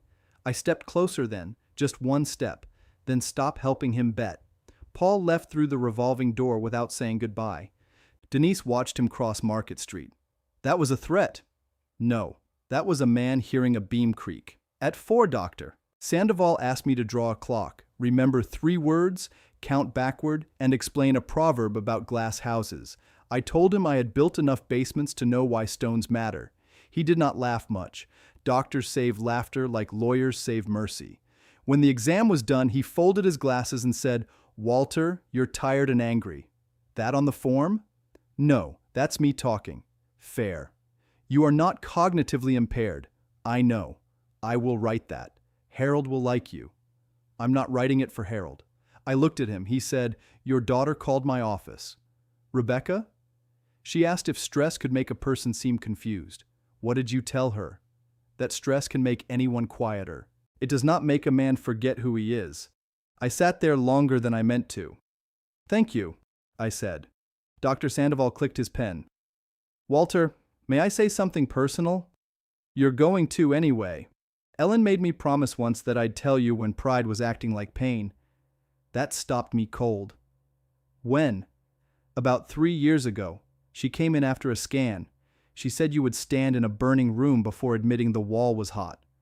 I looked at the framed diploma behind him because his face was too much. She said that? Yes. She was nosy. She was right. I nodded once. Usually. Don't shut Rebecca out to punish her for being late. I'm protecting her. You can do both badly if you're not careful. I did not like hearing it. That did not make it false. When I got home, Rebecca's car was in my driveway again. She was on the back steps, facing Ellen's garden. Caleb was with her this time, kicking at the edge of the walkway with one sneaker. He saw me and ran over. Grandpa, Mom says I can't go to Dad's office party. She's probably right. Is it boring? Very. Then why does Dad care? Rebecca looked at me. I said, sometimes grown men care about boring things because they cost too much. Caleb accepted that better than most adults would. Rebecca sent him inside for lemonade. When the screen door closed, she stood. Nora sent Brent a notice. She said, "What kind?" That she represents me separately. That he is not to present any new documents for my signature. Good. He called 6 times. Did you answer? No. Good. She crossed her arms. Monica came to the house. I felt my shoulders settle. When? An hour ago. What did she want? To talk sense into me. What did she say? That wives don't hire lawyers against husbands. What did you say? Rebecca took a breath. I said mothers don't use daughters-in-law as collateral. I looked toward the garden fence because if I looked at her, I might have shown too much. She didn't like that, Rebecca said, I imagine. She said you were turning me against the family. And? I said I was trying to find out who had been turning me against myself. That one was worth keeping. I nodded. Your mother would have written that down. Rebecca's face broke for 1 second, then steadied. She asked what you owned, she said. Monica? Yes. What did you tell her? That if she didn't know, it must not be hers. I did smile then, could not help it. Caleb came back out with lemonade in 2 plastic cups and 1 glass for me. Ellen had trained him that adults got glass unless they were working under a car. He handed mine over. Mom was crying in the car. Rebecca closed her eyes. Caleb, it's true. I know. He looked at me. Is Dad in trouble? Rebecca went still. I sat on the step so I was closer to his height. Your dad has some grown-up problems, I said. Money problems? Yes. He told Mom money problems are temporary. They can be. Are his? Rebecca stared at the yard. I chose the cleanest truth I could find. That depends on whether he tells the truth. Caleb thought about that. He doesn't like doing that when he's mad. No, Rebecca said softly. He doesn't. The boy went inside after that. Rebecca watched him through the screen. I need to keep him away tomorrow, she said. Yes. Brent will use him if he can. I did not answer. She already knew. My phone buzzed with a message from Harold. No wire received by 5. Paul says tomorrow morning. I showed it to Rebecca. She read it and handed it back. They don't have it, she said. No. Or they'd pay. Yes. She sat beside me on the step. What happens tomorrow? They hold their reception. And you? I attend. Am I supposed to stand beside you? No. She looked hurt, so I explained. You stand where you can live with standing. Her eyes stayed on the garden. What if I choose wrong? Then choose again. She pressed her hands together. Mom made that sound easier. Your mother made pie crust look easy. It wasn't. Rebecca laughed through her nose. Then she touched the edge of the blue folder beside me. Is that the one? Yes. Did Mom label it? Yes. Can I see the outside? I handed it to her. She ran her thumb over Ellen's blue ink. Worthington Building. Original. Do not remove. Rebecca read it and went quiet. She knew, she said. She knew people. No. She knew me. I did not take the folder back right away. She loved you, I said. That doesn't make this easier. No, it just means you're not walking into it empty. She gave the folder back with both hands. That night, I packed what I needed in a black leather document case I had not used since I retired. Ellen bought it for me after our first $1 million year at Haynes Foundations. Gross receipts had been $1,142,000. Net after payroll, fuel, equipment, insurance, and taxes had been $109,000. I told her the case was too fancy for a man with concrete dust in his truck. She said money earned with sore knees deserved a decent handle. I put in the deed folder, the lease ledger copies, the default notice, the event emails, the capacity letter from Dr. Sandoval, and Monica's Walter problem email. Then I put Ellen's brass key in the side pocket. At 9, Harold called. Rebecca is staying with Sarah tonight, he said. She tell you? Nora did. Brent came home with Monica and Paul. What happened? Raised voices. No police. No injuries. Rebecca left with Caleb before it got worse. I let out a breath. Good. Brent sent one more email. To who? Me, Denise, Rebecca, Nora, and the bank officer. What does it say? Harold exhaled. He says tomorrow's reception will proceed as a private tenant event. He says any attempt by you to disrupt it will confirm concerns regarding your judgment. I almost laughed. Judgment, I said. Yes. What did the bank officer say? Nothing yet. Name? Elaine Porter, Senior Commercial Lending. Will she attend? She confirmed before this mess. And after? She has not withdrawn. I looked at the document case on my kitchen table. Harold, I said, do we answer? Yes, one sentence. What sentence? I'll send it. It says building management reserves all rights under the lease and applicable law. That's more than one sentence. I'm a lawyer. After we hung up, I walked through the house once. Kitchen, den, hall, bedroom doorway, Ellen's coat still on the hook. I stopped there. You were right, I said. The house gave no answer. Houses do not answer. They just hold what you bring into them. At 6 Friday morning, I was awake before the alarm. I shaved slowly. I put on a white shirt, dark trousers, and the gray jacket Rebecca liked. I chose the tie Ellen had bought me for our 40th anniversary. Blue with small silver squares. She said it made me look less like I was about to argue with a cement supplier. I ate toast because coffee alone makes a man sharp in the wrong places. At 7:30, Denise called. Lobby table arrived. Compliant? Yes. Security? One guard. Building guard remains primary. Elevators? Normal service. Boards? New boards arrived. What do they say? Mostly harmless. No Haynes photos. Mostly? One says full floor headquarters ownership reception. Let it sit. She paused. You sure? Yes. Walter. I know. They're using the word again. Good. She understood then. The word had to be in the room before it could break. At 11, Harold came to my house. He wore the same brown suit he wore to Ellen's memorial lunch. I noticed, but I did not mention it. He checked my document case at the kitchen table. Deed? Yes. Certified copy? Yes. Lease ledger? Yes. Default notice? Yes. Capacity letter? Yes. Ellen's letter? I looked up. He held my gaze. Do you want it there? No. Then leave it home. I put the letter back in the kitchen drawer under the dish towels. The copy Rebecca had was hers now. The original did not need to stand in Brent's room. Harold closed the case. Good. A horn sounded outside. Rebecca's car. She got out wearing Ellen's navy jacket again. Caleb was not with her. Sarah has him, she said before I asked. Harold nodded. Nora coming? She'll meet us there. I looked at her hands. No folder, no purse stuffed with papers, just herself. You don't have to come, I said. Yes, I do. Why? Because I sign things in the dark. I need to hear what they sound like in daylight. That was enough. We drove separately. I wanted my truck. Harold rode with me. Rebecca followed. Market Street was busy for a Friday. The Worthington building clock read 12:20 when we pulled into the rear lot. I parked by the freight entrance. Harold looked at the back door. Not the lobby?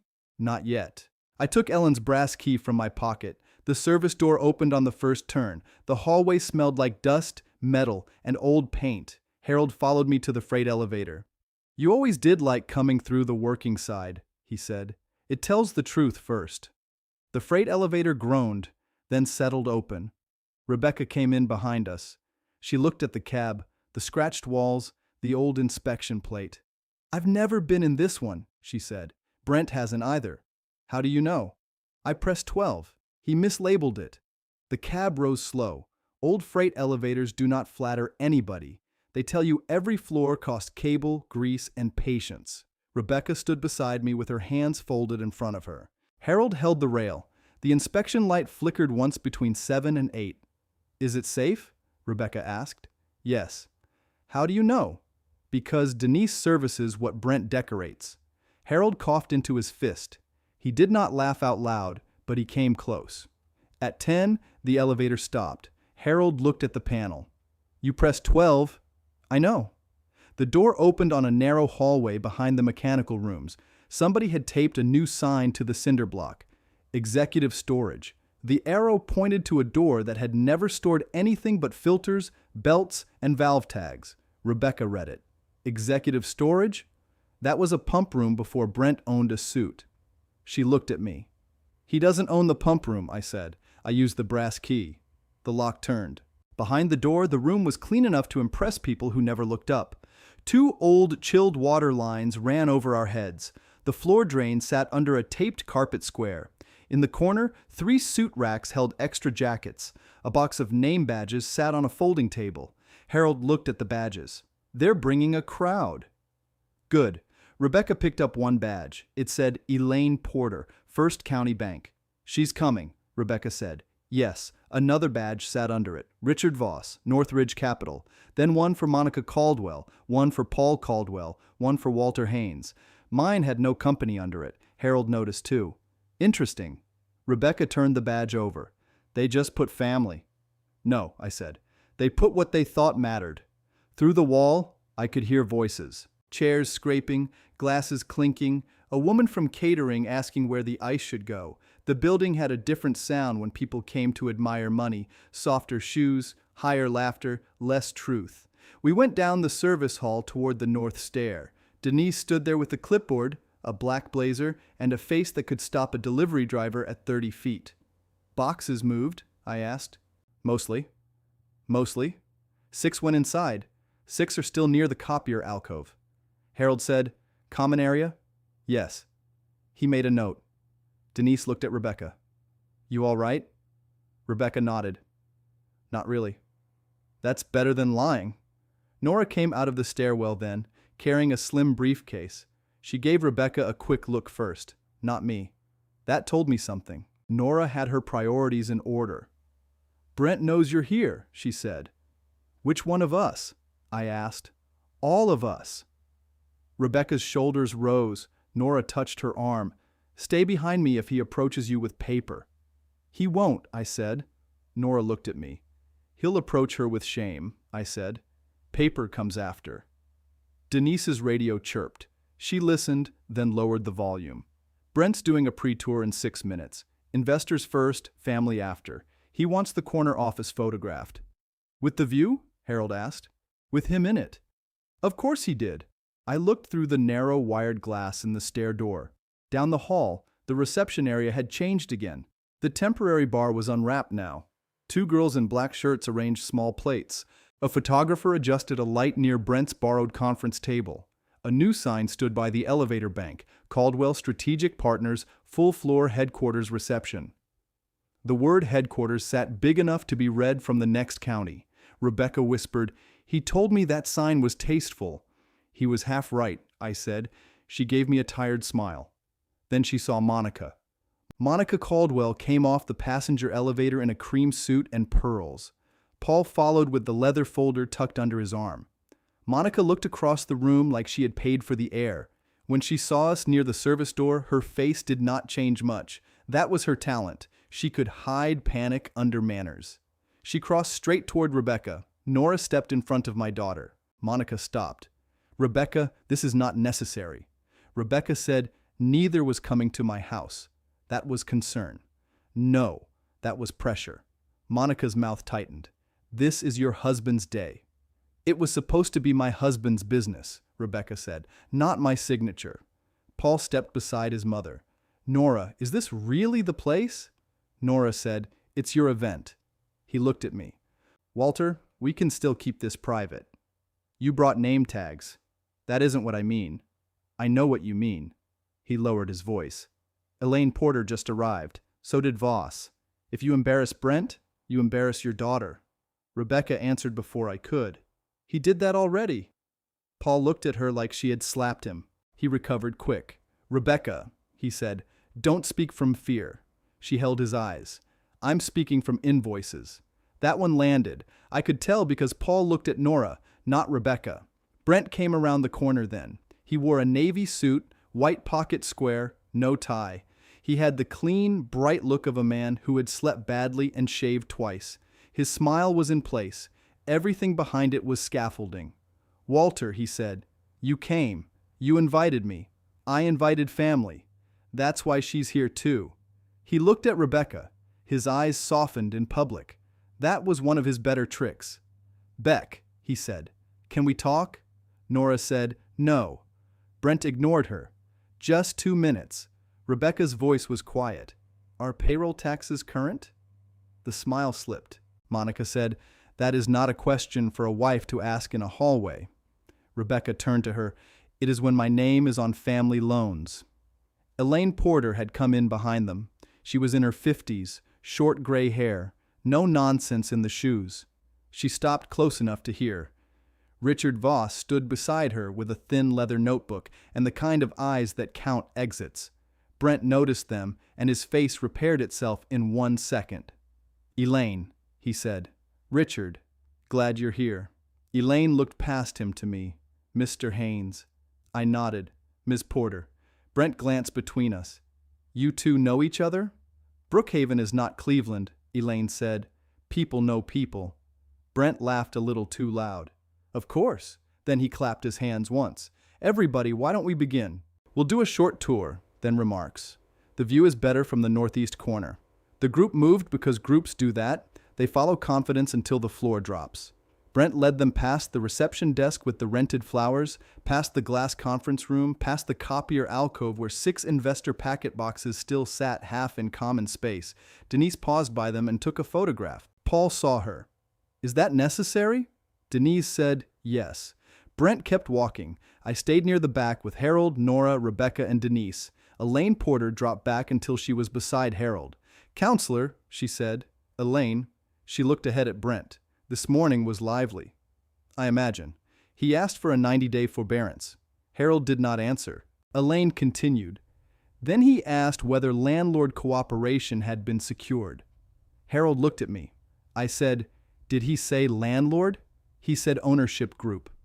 There it was. Brent had learned enough to fear a shape, but not enough to see its face. We entered the corner office. The room was packed with 27 people pretending not to be crowded. Staff stood along the glass wall. Investors took the chairs. Family stood near the bar. The big windows looked over Market Street, the courthouse roof, and the old brick warehouses toward the gray line of Lake Erie. Brent moved to the window like it had been built to frame him. "This office," he said, "is more than square footage. It's a signal." I stood near the door. Rebecca stood beside me. Brent pointed toward the south side. "We took the full 12th floor because our clients needed to see permanence. We needed a place that matched our growth." Denise whispered, "They took 11,800 square feet." Harold whispered back, "Not the full floor." Brent kept going. Caldwell Strategic Partners has always believed in clean structures, clean capitalization, clean governance.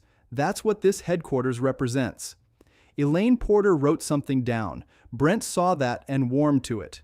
We are not tenants in spirit, he said. We are stewards.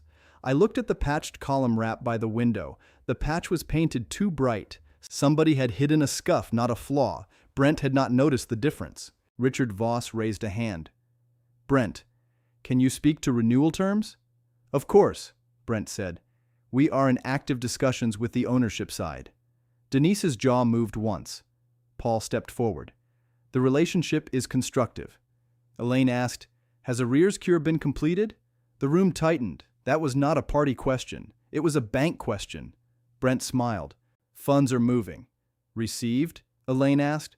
Moving, Brent said again. Harold looked at me. I did not move. Monica turned toward Elaine with a warm voice. Sometimes banks see wires before business owners do. Elaine said, usually it's the other way around. A few people looked down at their shoes. Brent cleared his throat. We can handle technicals after remarks. Today is really about vision. Then he looked straight at me. Walter knows something about old buildings, he said. He worked around concrete his whole life. Around concrete. Not built. Around. Somebody chuckled because they thought they were supposed to. Rebecca's hand closed into a fist by her side. Brent walked toward me with the loose smile of a man holding a microphone, though he had no microphone in his hand. My father-in-law has been skeptical, he said. That's fair. Different generations understand ownership differently. I looked at him and waited. He turned to the room. A lot of people think ownership is just whose name is on some old paper. Harold lowered his eyes. Nora went still. Denise looked at me once. I gave her nothing. Brent continued. But modern business is about control, access, influence, and positioning. That's why this office matters. That's why this building matters. He stepped closer. And that's why I told Walter earlier this week, old men never own anything important. The room did not laugh. Not this time. You have to understand something. I was angry then. Not loud angry, not shaking angry, just clean angry. The kind that makes your hands steady. Rebecca said, Brent, stop. He turned to her. I'm making a point. No, she said. You're making a record. That bothered him, more than my silence did. He faced me again. Walter, you're welcome here as family, but I need you to respect the reality of this room. I nodded. Then I set the black leather case on the conference table. It made a small sound. Not big. Enough. Brent looked at it. What's that? Paper. Paul moved first. Walter, this isn't appropriate. Harold said, don't touch the case. Paul stopped. I opened the latches. They clicked like two old switches in a basement panel. I took out the blue folder. Ellen's blue ink sat on top, steady as her hand had been the day she wrote it. Worthington Building. Original. Do not remove. Brent stared at the label. He did not understand it yet. Monica did. I saw her pearls rise with one breath. I said, Denise. She stepped forward. I handed her the folder. Please read the first page. Brent laughed once. This is absurd. Denise opened it with both hands. She had handled leases, estoppels, defaults, insurance certificates, roof warranties, and complaints about thermostat settings for 17 years. She knew paper could be heavier than steel.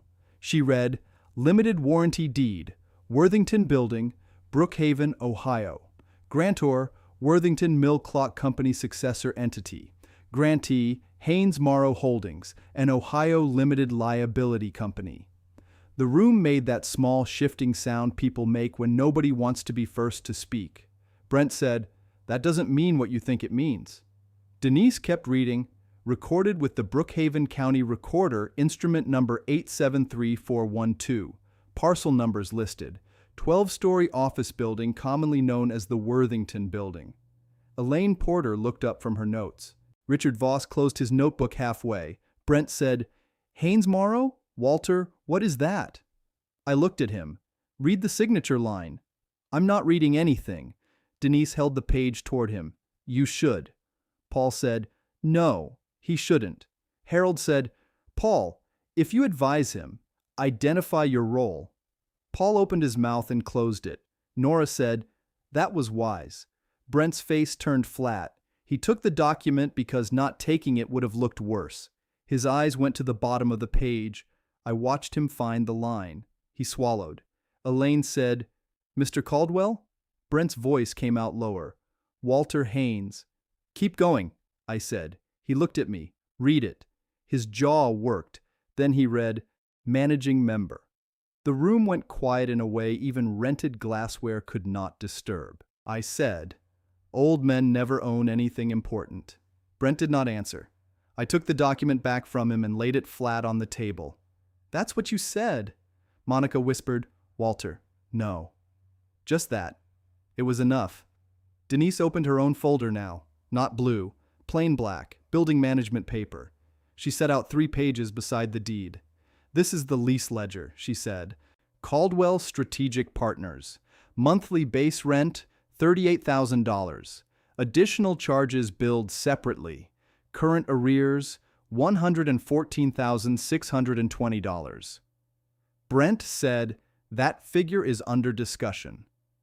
Denise placed another page down. "This is the notice of default." Elaine stepped closer.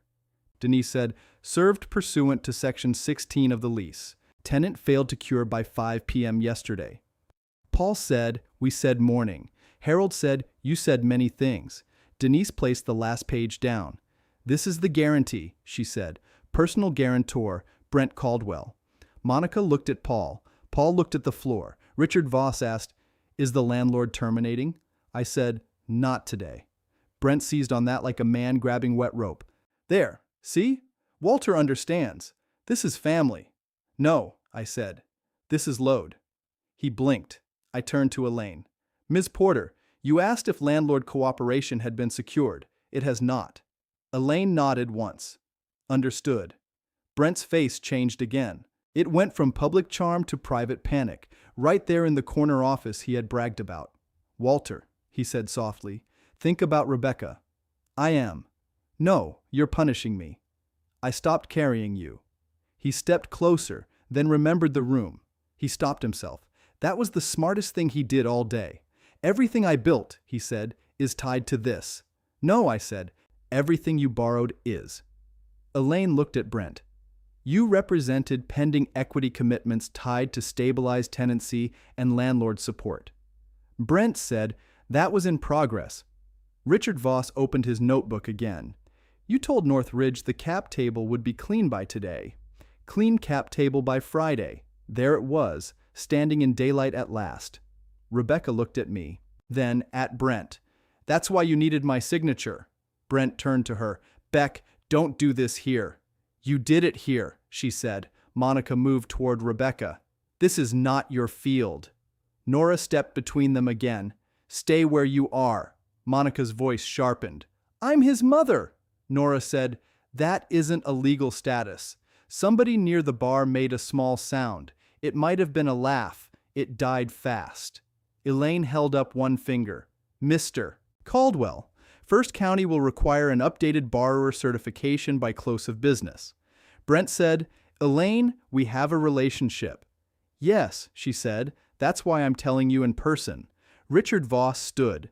"Northridge is pausing review." "Richard," Paul said, "don't overreact." Richard looked at the deed on the table. "I'm reacting to the owner. That one hit the room harder than the ledger." Brent looked at me again. "You set me up." "No," I said. "You rented from me." "You hid it. You never checked." His mouth opened, but nothing useful came out. Denise turned a page. "There is one more issue." Harold glanced at her. He knew. I knew. Brent did not. Denise said, "The tenant used common service space for investor materials after written notice. The tenant also relabeled restricted mechanical and service areas as executive storage." Elaine looked at Brent. "Restricted areas?" Brent said, "It was temporary." Denise said, "The pump room has chilled water shutoff access. It is not storage." That bothered the investors more than the rent.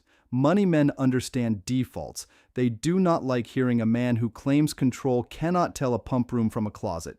I picked up my badge from the table. Walter Haynes, no company. I laid it beside the deed. Brent stared at it. You left off my company, I said. I understand. It wouldn't have fit your story. Rebecca covered her mouth for a second, not crying, holding herself together. Monica said, Walter, Ellen would be ashamed. That was the only moment I nearly lost my level. The room seemed to get smaller. I could hear the old air handler over the ceiling tile. I could hear Market Street traffic 12 floors below. I could hear my own breath, slow, because I made it slow. I looked at Monica. Don't use my wife because your son used my daughter. Monica's eyes filled, but it was not sorrow, it was anger wearing water. Brent said, Mom, stop. Too late. Rebecca stepped away from me then. She walked to the table and put both hands on the edge. She looked at the deed, the ledger, the default notice, and then at Brent. You told me Dad was confused, she said. Brent said nothing. You told me he was slipping. Beck. You told me I had to help protect him. He looked around the room. This isn't the place. She nodded slowly. That's what you say when it finally is. Elaine Porter closed her folder. I've heard enough for today. Elaine, Brent said. She raised her hand. Send the certification. Richard Voss turned to his associate. We're leaving. 2 staff members near the glass wall moved aside. The investor group began to drain from the room, not all at once, but fast enough. People took their coats. Somebody left a half-full glass on the bar. The photographer lowered his camera and looked at Paul for instructions. Paul had none. Denise picked up the default notice and handed 1 copy to Brent. Service copy. He did not take it, so she placed it on the conference table in front of him. Harold said, Brent, that is served. Brent looked at me with pure hatred then. Not hot. Cold. He had run out of charm and found what was underneath. You'll destroy your own family for a building, he said. No, I said. I kept a building out of a man who would destroy family for it. He looked at Rebecca. Are you going to stand there? She looked tired, older than she had looked that morning, but she stood straight. Yes, she said. Brent laughed under his breath. With him, with myself. That did more to him than anything I had said. Monica reached for her purse. Paul, we're leaving. Paul still watched the table. I could see the arithmetic moving behind his eyes. Rent, bank, investor pause, personal guarantee, family loans. Rebecca's lawyer, capacity letter. The false roof was off the structure now. He said, Walter, we need to negotiate. Later. Today. No. Then what do you want? I closed the blue folder and put my palm on top of Ellen's handwriting. I want the room empty. Denise looked at the building guard by the door. Tenant event is concluded. Brent snapped. You can't do that. Denise said, common area violations, default status, owner directive. Yes, I can. The guard was a big man named Marcus, but he never needed his size. He used his voice. Folks, please move to the elevators. The catering girls began packing without being asked twice. Staff looked to Allison. Allison looked at Brent. He gave no answer. So she took charge. You heard them, she said quietly. Pack the lobby table first. Brent turned on her. Allison. She stopped, tablet against her chest. He lowered his voice. Don't. She looked at the default notice, then at the room full of people who had heard too much. I haven't been paid since last Friday, she said. That silence was different. It did not belong to me.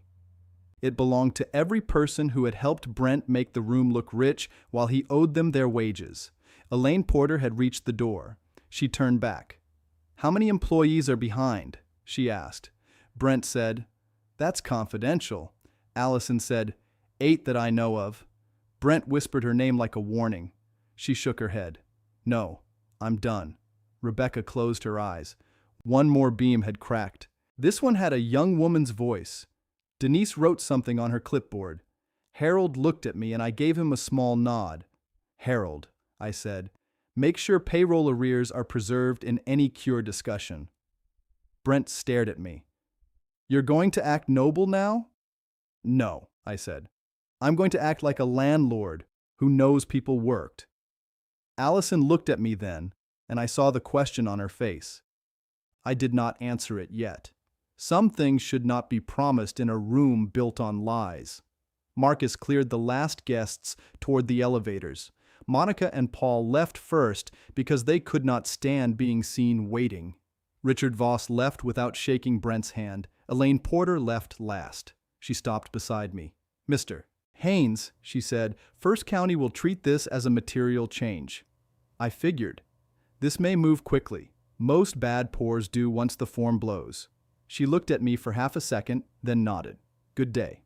When the doors closed behind her, the corner office held only family, lawyers, Denise, Allison, and 2 catering workers folding cloths as fast as they could. Brent stood by the window, his hands on his hips. The big view behind him had not changed. Market Street still ran north and south. The courthouse still sat square. The old clock still kept time for everybody, even men who thought they had bought it with borrowed money. He turned around. "Rebecca," he said, "come home." She shook her head. "No, don't make decisions while emotional." Nora said, "She has counsel." He ignored her again. "We have a son." Rebecca's face tightened. "That's why I'm not coming." Brent looked at me. "This is what you wanted." I picked up the document case. "No," I said. "I wanted you to pay rent, tell the truth, and leave my daughter out of your debt." He laughed once. "You're enjoying this." I thought about Ellen's letter under the dish towels. Quiet things still count. I thought about Rebecca on my back steps saying she had signed things in the dark. I thought about Caleb asking if truth fixed money problems. "No," I said, "I'm watching it." That was all. Denise handed Harold a signed service affidavit. He checked it and slid it into his folder. Brent watched that small movement like it was a door locking. "Walter," he said, softer now, "give me 48 hours. No. 24. No. Then what? Talk to your lawyer. I'm talking to family. Not anymore." Rebecca flinched at that, and I hated that she had to hear it, but she needed to hear where the line was. A footing half poured is worse than none. It makes a man believe he can build on mud. Brent looked at her again. "Beck, say something." She wiped under one eye with her thumb. "Pay your employees." His face hardened. "That's your statement?" "Yes." "To your husband?" "To Caleb's father." He had no answer for that one. Nora touched Rebecca's elbow. "We should go."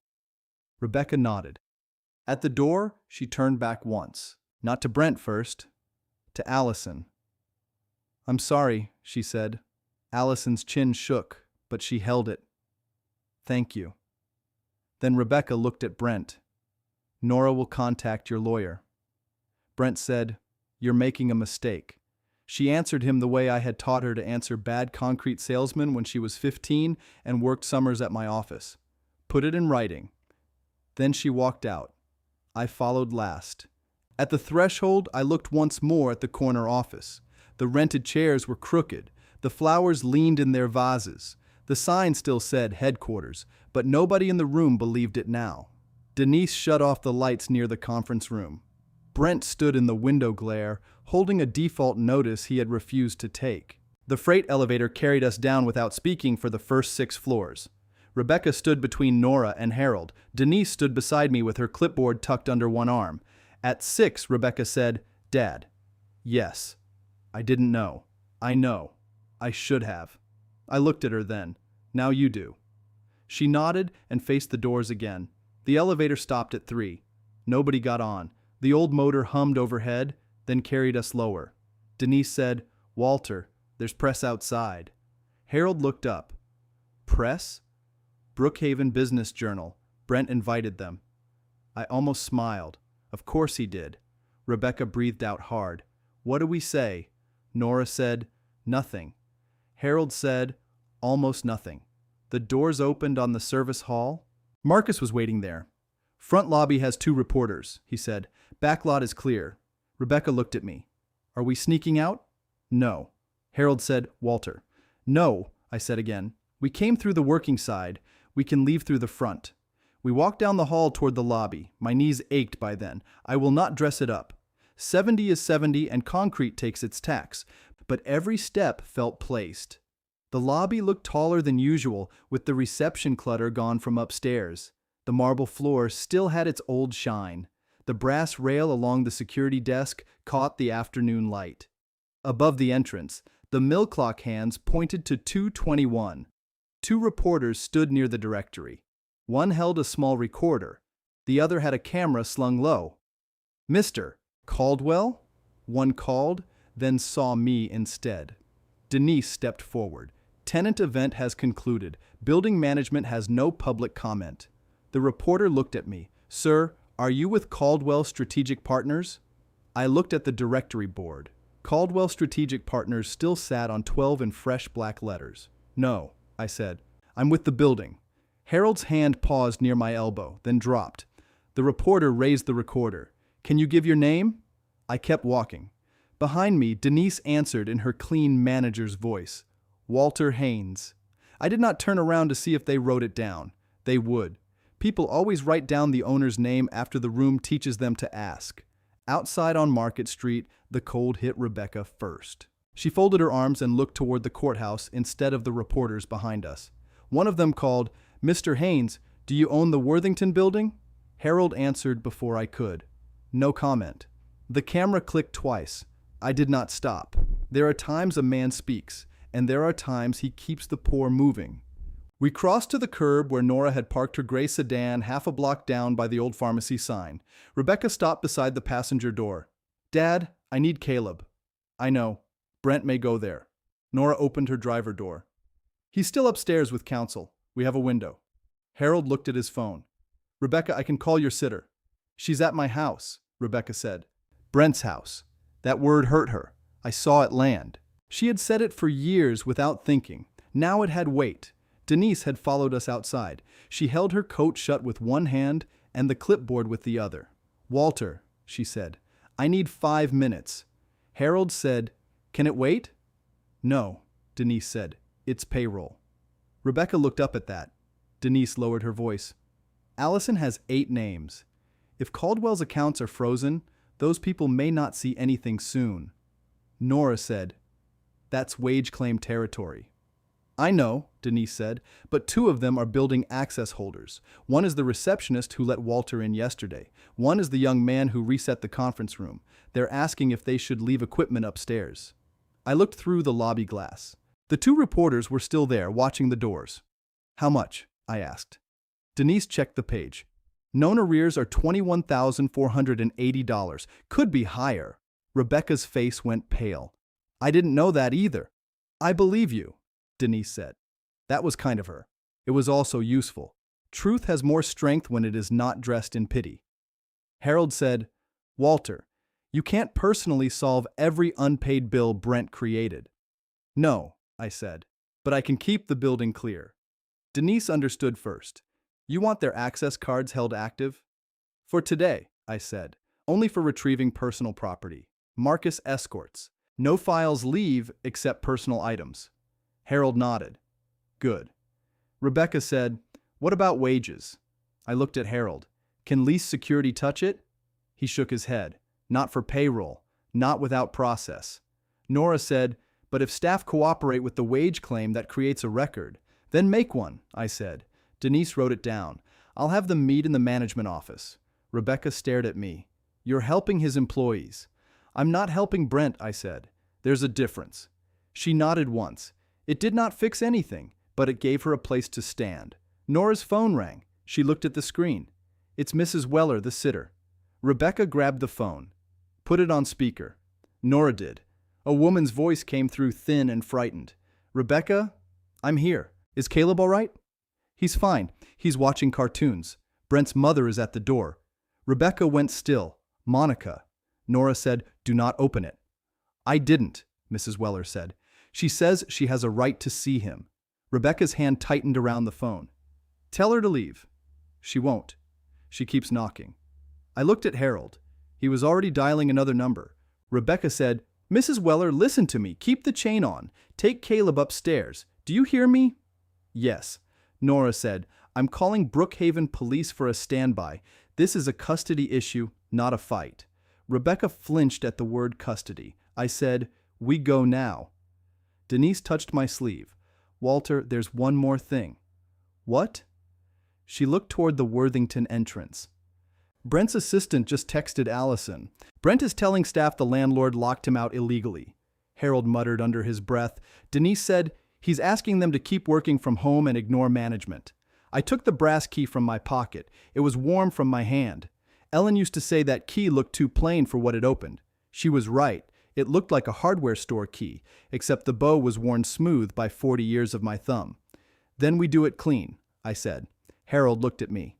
Walter, not a lockout, a documented access protocol, tenant in default, safety violation in mechanical space, wage dispute. Everyone signs for what they take. Denise nodded. That I can do. Nora said into her phone, yes. Child present? No, no weapon. We need an officer present while the mother retrieves him. Then she looked at Rebecca. We have to go.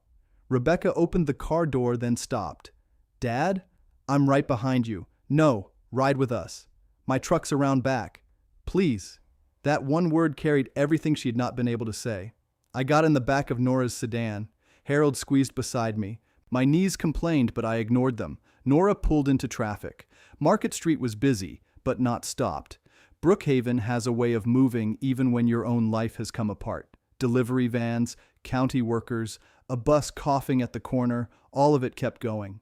Rebecca kept the speakerphone on her lap. Mrs. Weller whispered, "She's still outside." Monica's voice came faintly through the phone. "Rebecca, this is cruel. He's my grandson." Rebecca closed her eyes. Nora said, "Do not respond." We reached Rebecca's street in 12 minutes. It was a tidy little road east of Market, with maples out front and narrow driveways. Brent had called it transitional when they bought there. I had called it a good starter house and gave them $32,000 toward the down payment. Ellen and I had started with less than that and a cracked porch. Monica's black SUV sat crooked at the curb. A Brookhaven cruiser rolled in behind us just as Nora parked. 2 officers got out. One was young, one had gray hair and a winter cap pulled low. Monica turned from Rebecca's front door with her purse under her arm. "This is ridiculous." Rebecca stepped out. "Move away from my door." Monica looked at the officers. "I'm the grandmother." The older officer said, "Ma'am, step back from the door." "I have a right." "No, ma'am," Nora said. "You have a relationship. That's different." Monica pointed at Rebecca. "You're letting him poison you." Rebecca did not answer. She walked to the door and put her hand on the knob. It shook. I stood behind her, close enough for her to know I was there. Mrs. Weller opened the door with the chain still on. When she saw Rebecca, she unhooked it and started crying. Caleb came around the hallway corner holding a plastic fire truck. He was 6, with one sock on and one sock off. "Mom!" Rebecca dropped to her knees. "Come here." He ran into her arms. She held him so tight his little truck squeaked between them. Monica's voice softened too late. "Caleb, sweetheart." Caleb turned his head. "Grandma?" Rebecca stood with him in her arms. "Not today." Monica's face tightened. "You can't cut us off." "I said not today." The older officer looked at Nora. "Is there a court order?" "Not yet," Nora said. "We'll file. For now, Mother is present and asking grandmother to leave." Monica stared at me over Rebecca's shoulder. "You did this." I looked at her. Brent did. He was under pressure. So was Rebecca. Monica stepped closer, and the young officer shifted his weight. She noticed and stopped.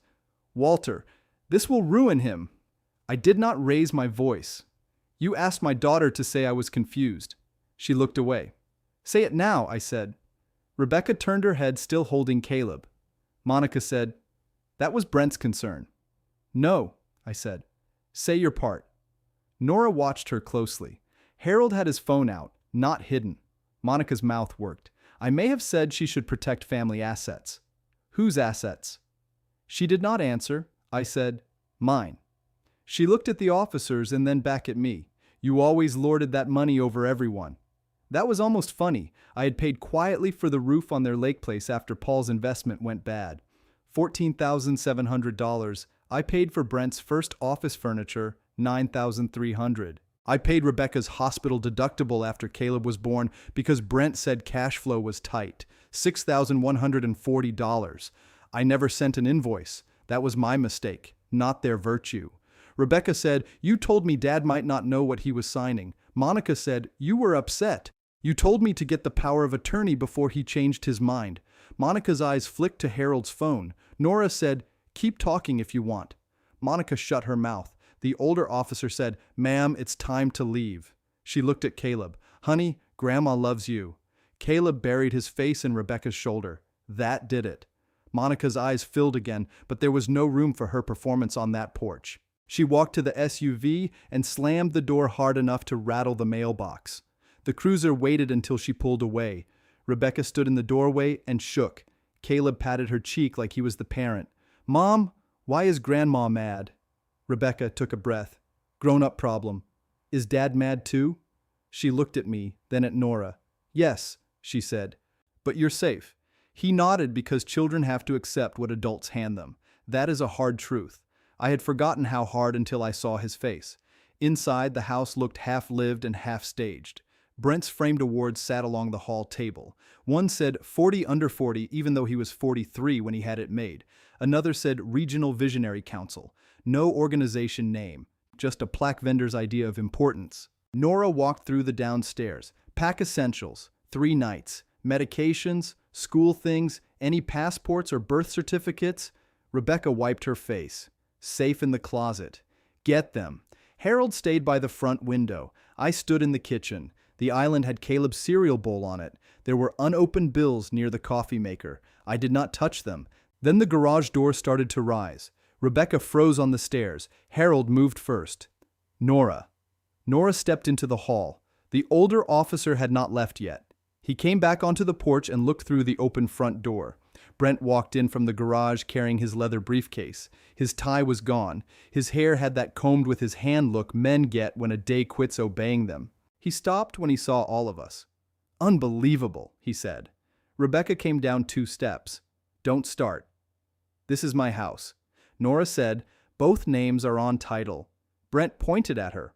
"I'm not talking to you." The officer came inside 1 step. "Sir, keep your voice down." Brent looked at him. "I live here." "And your child is here," the officer said. That brought Brent's eyes to Caleb. Caleb stood half behind Mrs. Weller, holding the fire truck against his chest.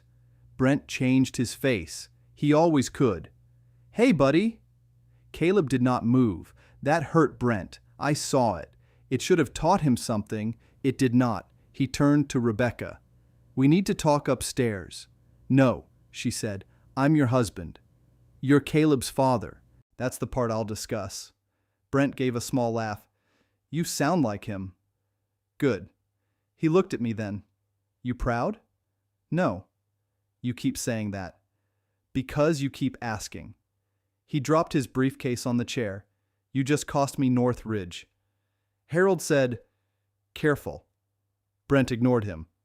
"You cost me First County. You cost me the bridge loan. Do you understand that?" I said, "I understand the note is due." His eyes sharpened. "You don't know my note." Elaine said material change. Richard paused review. "You needed Rebecca's signature to clean the cap table by Friday. That means your personal guarantee is choking you." He stared at me. I said, $940,000? Rebecca gripped the banister. Brent said, "That's business debt." "Then why did she need to sign?" He picked up his briefcase again and set it on the island. He opened it too fast. Papers slid inside. One fell to the floor. Harold bent, picked it up, and read the first line. "Don't," Brent said. Harold looked at me. "Forbearance term sheet." Nora stepped closer. "From First County?" Harold nodded. "Drafted yesterday." Rebecca came down the rest of the stairs. "What is it?" Brent snatched for it. Harold held it back. Nora said, "Give it to me." Brent said, "That's privileged."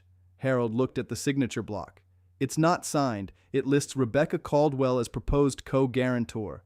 Rebecca said nothing for a second. Then she held out her hand. Harold gave it to Nora, and Nora showed Rebecca the first page. Rebecca read slowly. I watched the last color leave her face. She said, "You are making me guarantee your debt." Brent said, "It was temporary." "How much?" He pressed his lips together. "How much, Brent?" Nora answered, $940,000 principal plus fees, interest, and collection costs. Rebecca sat on the stair, not fell, sat, like her legs had made a practical decision without asking. Caleb said, "Mom." She looked up fast. "I'm okay." She was not okay, but she said it for him, and I respected that. Brent leaned on the island. You don't understand how business works. Rebecca looked at the page again. This says marital residence collateral support. Nora took the paper back and read more. Proposed second mortgage consent. I felt something cold settle in me. I had given them that down payment because Rebecca wanted a yard, not a showpiece. Just a little fenced yard where Caleb could run through a sprinkler. Brent had put that yard under a bank sentence and called it strategy. I said, "You pledged the house." Brent snapped, "Proposed. It says proposed." Rebecca stood, without telling me. I was going to. When? When I had the full package. Nora said, "That means after pressure." Brent looked at her. I said, "Stop talking." The officer said, "Sir." Brent lifted both hands. "Fine, fine." Then he turned back to Rebecca. "Beck, listen, this is salvageable if your father stops trying to bury me." I said, "No." He pointed at the forbearance paper. "You see this? This is what adults do. They restructure." "Adults read before signing," I said. He smiled then, but it was thin. "You know, Walter, for a man who loves documents, you're missing one." Harold's head came up. Brent looked at Rebecca. "The operating agreement you signed last year. Caldwell Family Growth, LLC. Remember?" She blinked. Nora said, "What LLC?" Brent's smile grew steadier. "The one set up for tax planning. Rebecca owns membership units." Harold said, "How many?" Brent shrugged. "Enough." Rebecca whispered, "You told me it was for Caleb's college fund." "It is," Brent said. "Long term." Nora said, "Show us." Brent tapped his briefcase. "Not with this crowd.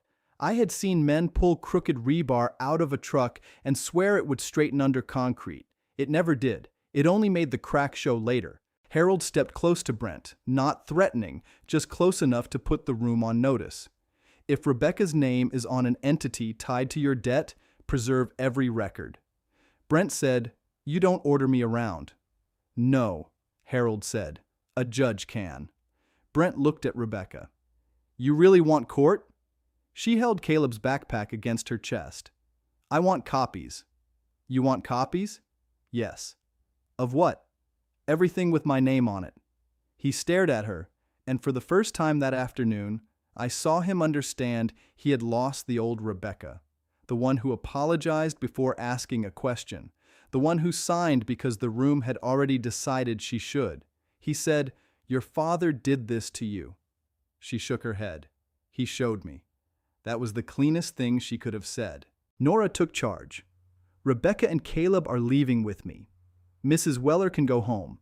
Brent, you may remain here tonight, but do not remove financial records, devices, or marital property." Brent laughed. "You can't command my house." The older officer said, "She can advise. I can keep peace." Brent looked at me. "Where are they going? Your place?" I did not answer. Rebecca said, "Yes." His face changed again. "No. Yes," she said. "That house is full of your mother's ghosts." I stepped forward before I thought better of it. I did not touch him. I did not need to. "Don't," I said. Brent looked at me and swallowed whatever he had planned to say. That was wise. He had used Ellen once upstairs. He did not get a second pour with that mix. Rebecca went upstairs with Nora. I stayed in the kitchen with Harold, the officer, and Brent. Caleb sat at the table with his fire truck and watched us like he was learning which men were safe to stand near. Brent lowered his voice. "Walter, I can still fix payroll." "Then fix it." "I need access to the suite." Denise set a protocol. "I need unrestricted access." "No." "You're choking the company." The company missed payroll before I spoke. He looked toward Caleb, then back at me. "Don't do this in front of my son." "You brought him into a pledged house." His jaw tightened. "I was building something." "No," I said. "You were covering holes." Harold's phone buzzed. He checked it and looked at me. Elaine Porter sent formal notice. "First County has suspended the renewal review pending updated certification." Brent's face went blank. "She sent that to you?" "To Council of Record copied on today's landlord notice," Harold said. Brent whispered a word I will not repeat. Then his own phone rang. He looked at the screen and did not answer. It rang again, then again. Nora came down with Rebecca carrying 2 bags and a folder from the closet safe. Caleb ran to his mother and took her hand. Brent blocked the hall for half a second. The officer looked at him and Brent stepped aside. Rebecca stopped by the door. "Send Nora the LLC papers." Brent said, "Can I hug my son?" Rebecca looked at Caleb. "Do you want to?" Caleb hid behind her leg. Brent's face twisted. He nodded like he was being generous. "Okay." That was the first honest consequence I saw reach him. Not the bank, not the investors. A 6-year-old taking one step backward. We left through the front door. The ride to my house was quiet except for Caleb asking if he could bring the fire truck inside. Rebecca said yes. Nora drove. Harold followed in his car. I sat in the back beside Caleb. He leaned against me after 5 minutes and fell asleep with his mouth open. Rebecca watched him in the mirror. "I put his birth certificate in the folder," she said. "Passport too." "Good. I found another debit card in my name." Nora's hands tightened on the wheel. "Bring it in. It says Caldwell Family Growth." "We'll pull records," Nora said. Rebecca looked out the window. "I feel stupid." I said, "You were cornered." I signed. "You can be cornered and still have your hand move." She turned to me then. "That's not blame," I said. "It's where the repair starts." She nodded, but tears ran down anyway. My house sat on Briar Lane, 5 miles from the Worthington building and 1 mile from the first basement I ever poured after getting my own license. The driveway had frost along the edges. Ellen's garden was cut back for winter, but the little iron stakes still marked where the peonies would come up. Rebecca saw them and covered her mouth. "I kept them," I said. "I know." "No," I said. I kept the pink ones Brent wanted pulled." She looked at me. "He said they made the yard look old." "They are old." She almost smiled. It did not stay, but it came. Inside, Caleb woke when I unlocked the door. He stepped into the front hall and looked around. "It smells like Nana's cookies." Rebecca bent over him. "It does."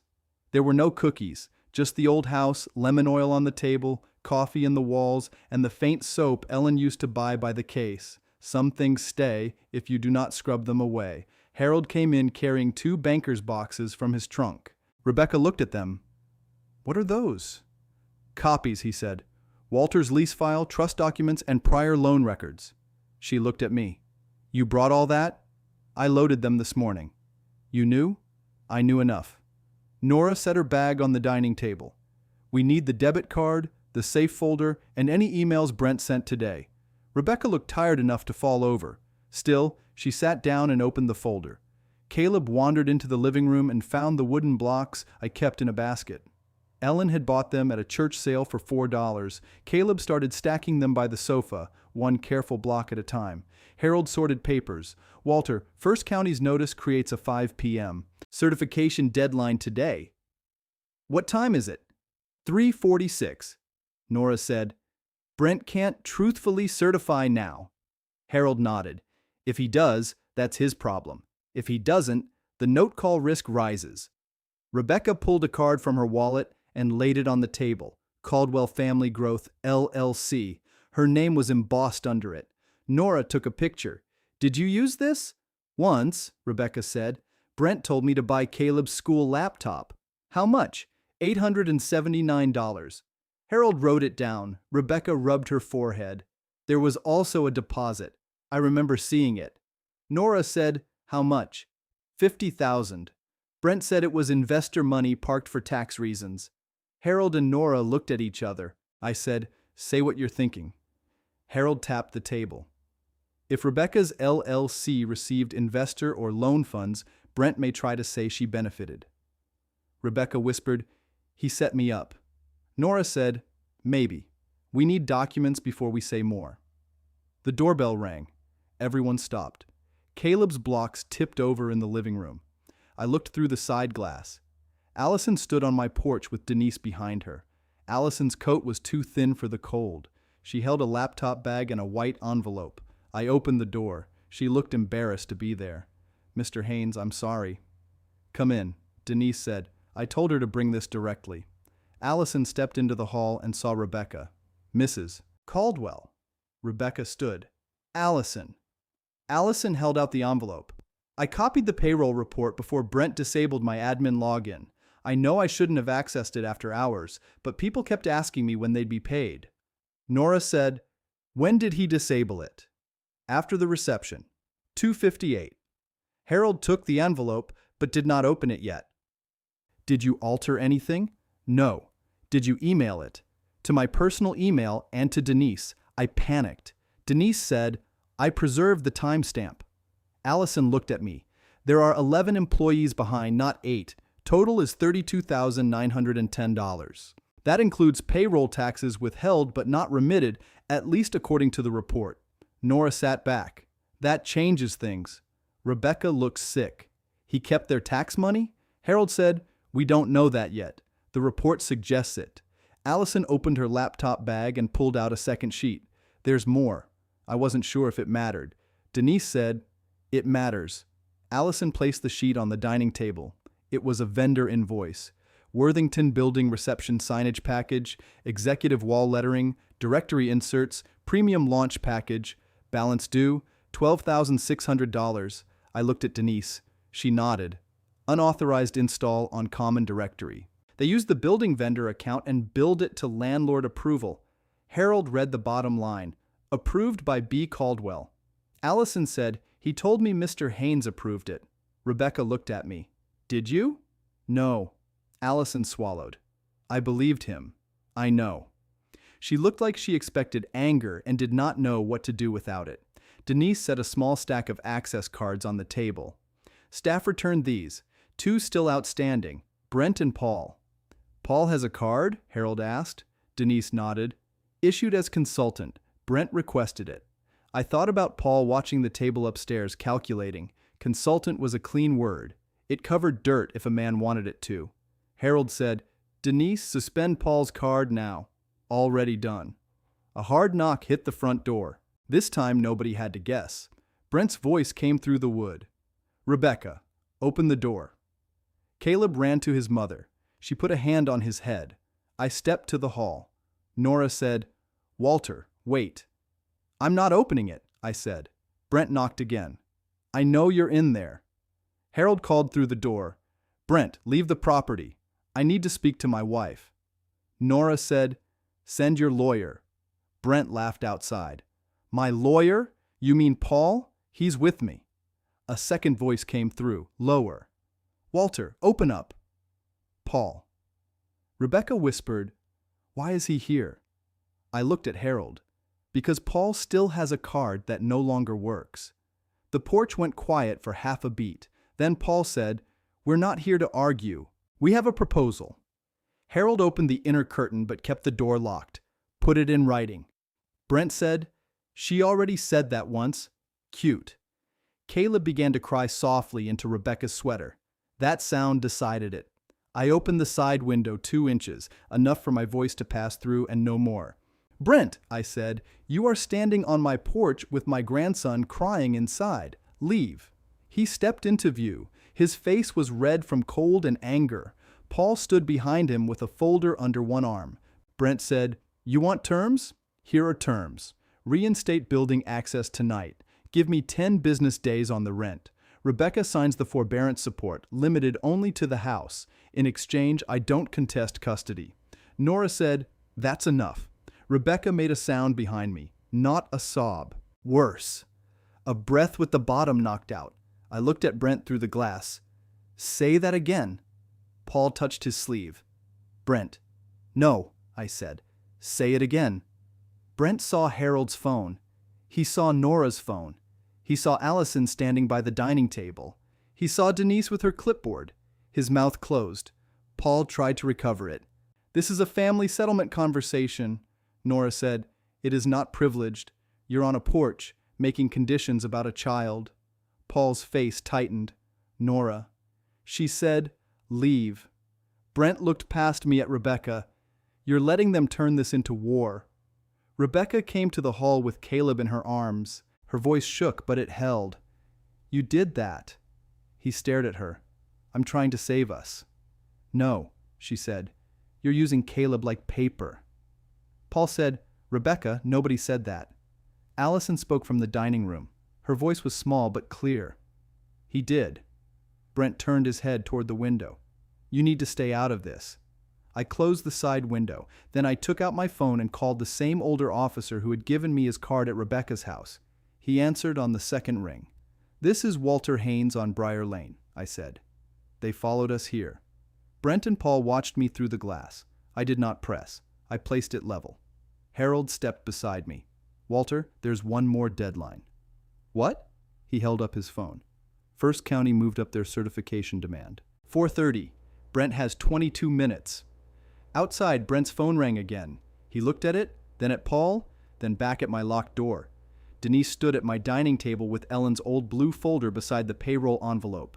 Rebecca held Caleb close.